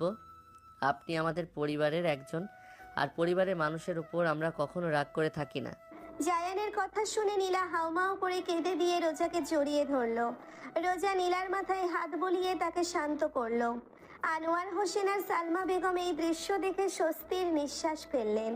পুরো বাড়িতে একটা শান্তির বাতাস বইতে শুরু করলো। হঠাৎ বাড়ির মেইন গেটে একটা গাড়ি এসে থামলো। রুবেল দৌড়ে ভেতরে এসে আনোয়ার হোসেনকে বলল, স্যার, তানভীর আহমেদ সাহেব এসেছেন। উনি গেটের বাইরে দাঁড়িয়ে আছেন, ভেতরে আসার পারমিশন চাইছেন। তানভীর আহমেদের নাম শুনে ড্রয়িং রুমের পরিবেশ একদম থমথমে হয়ে গেল। জায়ানের হাতের চামচটা প্লেটের ওপর পড়ে গেল। তার চোয়াল শক্ত হয়ে উঠল। রোজা জায়ানের হাতটা শক্ত করে ধরলো। ওনাকে ভেতরে আসতে পারো রুবেল। কিছুক্ষণ পর তানভীর আহমেদ ধীর পায়ে ভেতরে ঢুকলেন। তার কালকের সেই অহংকারী চেহারা আজ আর নেই, চোখ মুখ বসে গেছে, চুল উস্কো খুস্কো। তাকে দেখে মনে হচ্ছে এক রাতেই তিনি অনেক বছর বুড়ো হয়ে গেছেন। তানভীর আহমেদ সোজা জায়ানের সামনে এসে দাঁড়ালেন। জায়ান, বাবা আমার। আপনি এখানে কেন এসেছেন মিস্টার তানভীর? আমি তো কাল রাতেই আপনাকে সব হিসাব বুঝিয়ে দিয়েছি। আপনার স্ত্রী আর ছেলে এখন জেলে। আপনার কোম্পানির 50% শেয়ার আমার কাছে। আপনার সাথে তো আমার আর কোনো কথা থাকার কথা না। বাবা, আমাকে মিস্টার তানভীর বলে ডাকিস না। আমি জানি আমি তোর মায়ের সাথে অনেক বড় অন্যায় করেছি। আমি লায়লার রূপের মোহে আর সোহেলের মায়ায় অন্ধ হয়ে গিয়েছিলাম। আমি বুঝতে পারিনি ওরা আমাকে ভেতর থেকে শেষ করে দিচ্ছে। আমি আমার নিজের রক্তকে রাস্তায় ফেলে দিয়েছিলাম। আমি একটা পাষাণ বাবা, আমাকে তুই ক্ষমা করে দে বাবা। তানভীর আহমেদ কথাগুলো বলতে বলতে হাউমাউ করে কেঁদে উঠলেন। তিনি হঠাৎ করে জায়ানের পায়ের কাছে বসে পড়ে তার পা জড়িয়ে ধরলেন। সবাই চমকে উঠল। এসব কি করছেন আপনি? পা ছাড়ুন আমার। আমি পাস হারবো না জায়ান। তুমি আমাকে বাবা বলে না ডাকা পর্যন্ত আমি এখান থেকে উঠবো না। আমি আমার সব সম্পত্তি, আমার পুরো কোম্পানি তোর নামে লিখে দেবো। তুই শুধু আমাকে একবার ক্ষমা করে দে। আমি খুব একা হয়ে গেছি রে বাবা। জায়ান সাথে সাথে পিছিয়ে গেল। জায়ানের বুকের ভেতরটা দুমড়ে মুচড়ে যাচ্ছে। যে বাবার একটু স্নেহের জন্য সে ছোটবেলায় রাস্তায় রাস্তায় কেঁদেছে, আজ সেই বাবা তার পায়ের কাছে পড়ে কাঁদছে। জায়ান চোখ বন্ধ করে নিল। তার চোখ দিয়ে এক ফোঁটা পানি গড়িয়ে পড়ল। রোজা আর নিজেকে ধরে রাখতে পারল না। সে তানভীর আহমেদকে ধরে ওঠালো। আঙ্কেল, আপনি প্লিজ এভাবে ভেঙে পড়বেন না। জায়ান তো আপনারই ছেলে। ও আপনার উপর রাগ করে থাকলেও ও আপনাকে ঠিকই ভালোবাসে। তানভীর সাহেব, আপনি আজ নিজের ভুল বুঝতে পেরেছেন, এটাই অনেক। আমি তো জায়ানকে নিজের নাতির মতো বড় করেছি। আমি জানি ওর মনের ভেতরে কোনো অহংকার নাই। ও আপনাকে ঠিকই ক্ষমা করে দিবে। জায়ান চোখ মুছে তানভীর আহমেদের দিকে তাকালো। তার গলা ধরে আসছে। আপনি সম্পত্তি দিয়ে আমার মায়ের চোখের পানি আর আমার ছোটবেলার কষ্ট কিনতে পারবেন না। আমি আপনার টাকা বা সম্পত্তির লোভ করি না। আমি নিজের যোগ্যতায় ফারিয়ার সাথে মিলে একটা আইটি ফার্ম দাঁড় করিয়েছি। সেখান থেকে আমি আপনার কোম্পানির শেয়ার কিনেছি। আমি আপনার কোম্পানি আপনাকে ফিরিয়ে দিব। আমার কোম্পানি লাগবে না বাবা, আমার শুধু তোকে লাগবে। তুই আমাকে ক্ষমা করছিস? একজন বাবা যখন তার সন্তানের কাছে মাথা নত করে তখন সন্তানের আর কিছু বলার থাকে না। আমি আপনাকে ক্ষমা করে দিয়েছি বাবা। বাবা ডাকটা শুনে তানভীর আহমেদ শিশুর মতো কেঁদে উঠে জায়ানকে শক্ত করে বুকে জড়িয়ে ধরলেন। জায়ানও আর নিজেকে ধরে রাখতে পারল না। সেও তার বাবাকে জড়িয়ে ধরে ডুকরে কেঁদে উঠল। 15 বছরের জমানো সব অভিমান, সব কষ্ট যেন আজ এই কান্নার মাধ্যমে ধুয়ে মুছে পরিষ্কার হয়ে গেল। ড্রয়িং রুমের সবার চোখেই আজ আনন্দ অশ্রু। রোজার বুকটা আজ গর্বে ফুলে উঠেছে। তার পেছি জামাইটা আসলেই একটা হীরের টুকরা। এত ক্ষমতা, এত টাকা থাকার পরেও ছেলেটার মনের ভেতর এক বিন্দু অহংকার নাই। কিছুক্ষণ পর পরিবেশ শান্ত হলো। তানভীর আহমেদ রোজার মাথায় হাত রেখে দোয়া করলেন। মা রোজা, তুমি আমার ছেলেকে একটা নতুন জীবন দিয়েছো। তুমি না থাকলে ও হয়তো অন্ধকারের দিকেই চলে যেত। তুমি আমার জায়ানকে সবসময় এমন ভালোবেসে আগলে রেখো। আপনি নিশ্চিন্ত থাকুন আঙ্কেল, আপনার ছেলেকে আমি আমার চোখের আড়াল হতে দেব না। আমি আজই লায়লা আর সোহেলকে তার জোগড়ার আইনি ব্যবস্থা করব। আর জায়ান, তুই আমার সাথে আমাদের বাড়িতে চল বাবা। না বাবা, আমি এই বাড়িতেই থাকবো। শ্বশুর মশাই আর আমার বউ আমাকে যে ভালোবাসা আর সম্মান দিয়েছে সেটা আমি ছেড়ে যেতে পারবো না। আমি আপনাদের বাড়িতে মাঝে মাঝে গিয়ে দেখা করে আসব। আর আপনার কোম্পানির দায়িত্ব আমি ফারিয়াকে দিয়ে দিচ্ছি। ও আপনার সাথে মিলে সব সামলে নেবে। তানভীর আহমেদ হাসি মুখে রাজি হলেন। তিনি দীর্ঘ 15 বছর পর এক বুক শান্তি নিয়ে আনোয়ার হোসেনের বাড়ি থেকে বিদায় নিলেন। আনোয়ার হোসেন জায়ানকে বুকে জড়িয়ে ধরলেন। তুমি আজ প্রমাণ করে দিলে বাবা, আসল বড়লোক টাকা হওয়া যায় না, বড়লোক হয় মন দিয়ে। আমি সত্যি খুব লাকি যে তোমার মতন একটা ছেলে আমার পরিবারের হাল ধরেছে। শ্বশুর মশাই, আপনি শুধু আমাকে একটু ভালোবাসবেন, তাতেই আমি খুশি। দুপুর গড়িয়ে বিকেল হলো। রোজা আর জায়ান আজ অফিসে যায় নাই। সারা বিকেল তারা পরিবারের সবার সাথে আড্ডা দিয়ে কাটিয়েছে। সন্ধ্যার দিকে রোজা নিজের রুমে গিয়ে দেখলো জায়ান রুমে নাই। সে সারা বাড়ি খুঁজলো, কিন্তু কোথাও জায়ানকে পেল না। হঠাৎ মিতু, রোজার সেক্রেটারি, রোজাকে কল করলো। হ্যালো রোজা, তুই এক্ষুনি আমাদের কোম্পানির নতুন প্রজেক্টের সাইডে আয়, একটা জরুরি কাজ আছে। এত সন্ধ্যায় কিসের জরুরি কাজ মিতু? আর জায়ানকে কোথাও দেখছি না, ওকে তোর সাথে আছে? তুই এত প্রশ্ন না করে তাড়াতাড়ি আয়, আমি দেখছি। রোজা অবাক হয়ে ফোন পকেটে রেখে রেডি হয়ে নিল। সে গাড়ি ড্রাইভ করে কোম্পানির নতুন প্রজেক্ট সাইটে পৌঁছলো। জায়গাটা শহরের একটু বাইরে, একটা সুন্দর লেকের পাশে। রোজা গাড়ি থেকে নেমে দেখলো পুরো এলাকাটা অন্ধকার। মিতু, মিতু, কোথায় তুই? এখানে তো কিচ্ছু দেখা যাচ্ছে না। হঠাৎ করে পুরো এলাকায় হাজার হাজার ফেয়ারি লাইট জ্বলে উঠলো। রোজা চমকে গিয়ে চারিদিকে তাকালো। পুরো জায়গাটা লাল গোলাপ আর মোমবাতি দিয়ে অসম্ভব সুন্দর করে সাজানো। মাঝখানে একটা হার্ট শেপের ফুলের স্টেজ, আর সেই স্টেজের ঠিক মাঝখানে একটা ব্ল্যাক স্যুট পরে দাঁড়িয়ে আছে জায়ান। তার হাতে একগুচ্ছ লাল গোলাপ। রোজা নিজের চোখে বিশ্বাস করতে পারছিল না। জায়ান আজ এত সুন্দর করে সেজেছে। জায়ান ধীর পায়ে হেঁটে রোজার সামনে এসে দাঁড়ালো। রোজার বুকের ধুকপুকানি বেড়ে গেল। জায়ান, এসব কি? তুমি এখানে এসব কখন করলে? আমার সিইও বউয়ের জন্য একটা ছোট সারপ্রাইজ ম্যাম। আমাদের বিয়েটা তো হয়েছিল একটা ইমার্জেন্সি সিচুয়েশনে, বিয়ের প্যান্ডেলে দাঁড়িয়ে। আমি তো আপনাকে প্রপোজ করার কোনো সুযোগই পাই নাই। জায়ান কথাগুলো বলে রোজার সামনে এক হাঁটু গেড়ে বসে পড়ল। সে পকেট থেকে একটা ছোট্ট ভেলভেটের বক্স বের করে সেটা খুলল। ভেতরে একটা ভীষণ সুন্দর ডায়মন্ডের রিং জ্বলজ্বল করছে। রোজা, আমি কোনো রাজপুত্র না, আমি শুধুই একজন সাধারণ মানুষ, কিন্তু আমি কথা দিচ্ছি আমি আপনাকে রানীর মতো করে রাখবো। আপনি আমাকে আপনার জীবনের সবচেয়ে খারাপ সময় বিশ্বাস করেছিলেন, আমাকে আপন করে নিয়েছিলেন। আজ আমি সবার সামনে এই চাঁদের আলোর নিচে আপনাকে বলতে চাই, আমি আপনাকে ভালোবাসি রোজা, অনেক অনেক বেশি ভালোবাসি। Will you be mine forever? রোজার দুই চোখ দিয়ে খুশির জল গড়িয়ে পড়তে লাগলো। সে মুখে দুই হাত চাপা দিয়ে অঝরে কাঁদতে লাগলো। এই কান্না কষ্টের না, এই কান্না পূর্ণতার।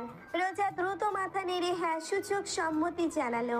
Yes, yes Zayan, I will be your for ever. Zayan হাসি মুখে রোজার অনামিকায় ডায়মন্ডের রিংটা পরিয়ে দিল। তারপর উঠে দাঁড়িয়ে রোজাকে শক্ত করে নিজের বুকের সাথে জড়িয়ে ধরলো। রোজা জায়ানের বুকে মাথা রেখে ফুপিয়ে ফুপিয়ে কাঁদতে লাগলো। তুমি এত ভালো কেন জায়ান? তুমি আমাকে এত ভালোবাসা দিয়েছো যে আমার মনে হচ্ছে আমি দুনিয়ার সবচেয়ে সুখী মেয়ে। আপনি তো সুখী হবেনই ম্যাম, কারণ আপনার হাজব্যান্ড যে একজন হ্যাকার। আমি তো আপনার মনটা অনেক আগেই হ্যাক করে নিয়েছি। ফাজিল ছেলে, সবসময় শুধু ফাজলামো। রোজা চোখ মুছে জায়ানের দিকে তাকালো। জায়ানের চোখের ওই নেশা ধরানো চাহনি দেখে রোজা আর নিজেকে কন্ট্রোল করতে পারলো না।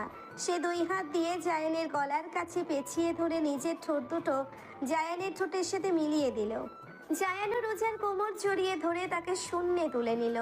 এই সুন্দর লেকের পাড়ে হাজারো ফেয়ারি লাইট আর মোমবাতির আলোয় দুজনের ঠোঁটের এই মিলন যেন এক রূপকথার গল্পের সমাপ্তি। কিছুক্ষণ পর রোজা হাঁপাতে হাঁপাতে জায়ানকে ছেড়ে দিল। জায়ান, তুমি আমাকে শ্বাস নিতে দিবে না নাকি? শ্বাস নিয়ে কি করবেন ম্যাম? আপনি তো আমার নিঃশ্বাসেই বেঁচে আছেন। বাবা, আমার পিচে জামাই তো দেখে অনেক বড় বড় ডায়লগ মারা শিখে গেছে। পিচ্চি জামাই আর বলবেন না ম্যাম। রাতে যখন আমি আমার আসল রূপ দেখাবো তখন কিন্তু আপনি বলবেন, বাবা গো আমাকে ছেড়ে দাও। বেহায় অসভ্য ছেলে। রোজা লজ্জায় লাল হয়ে জায়ানের বুকে কিল মারতে লাগলো। জায়ান খিলখিল করে হাসতে হাসতে রোজাকে কোলে তুলে নিল। চলুন ম্যাম, এবার বাসায় যাওয়া যাক।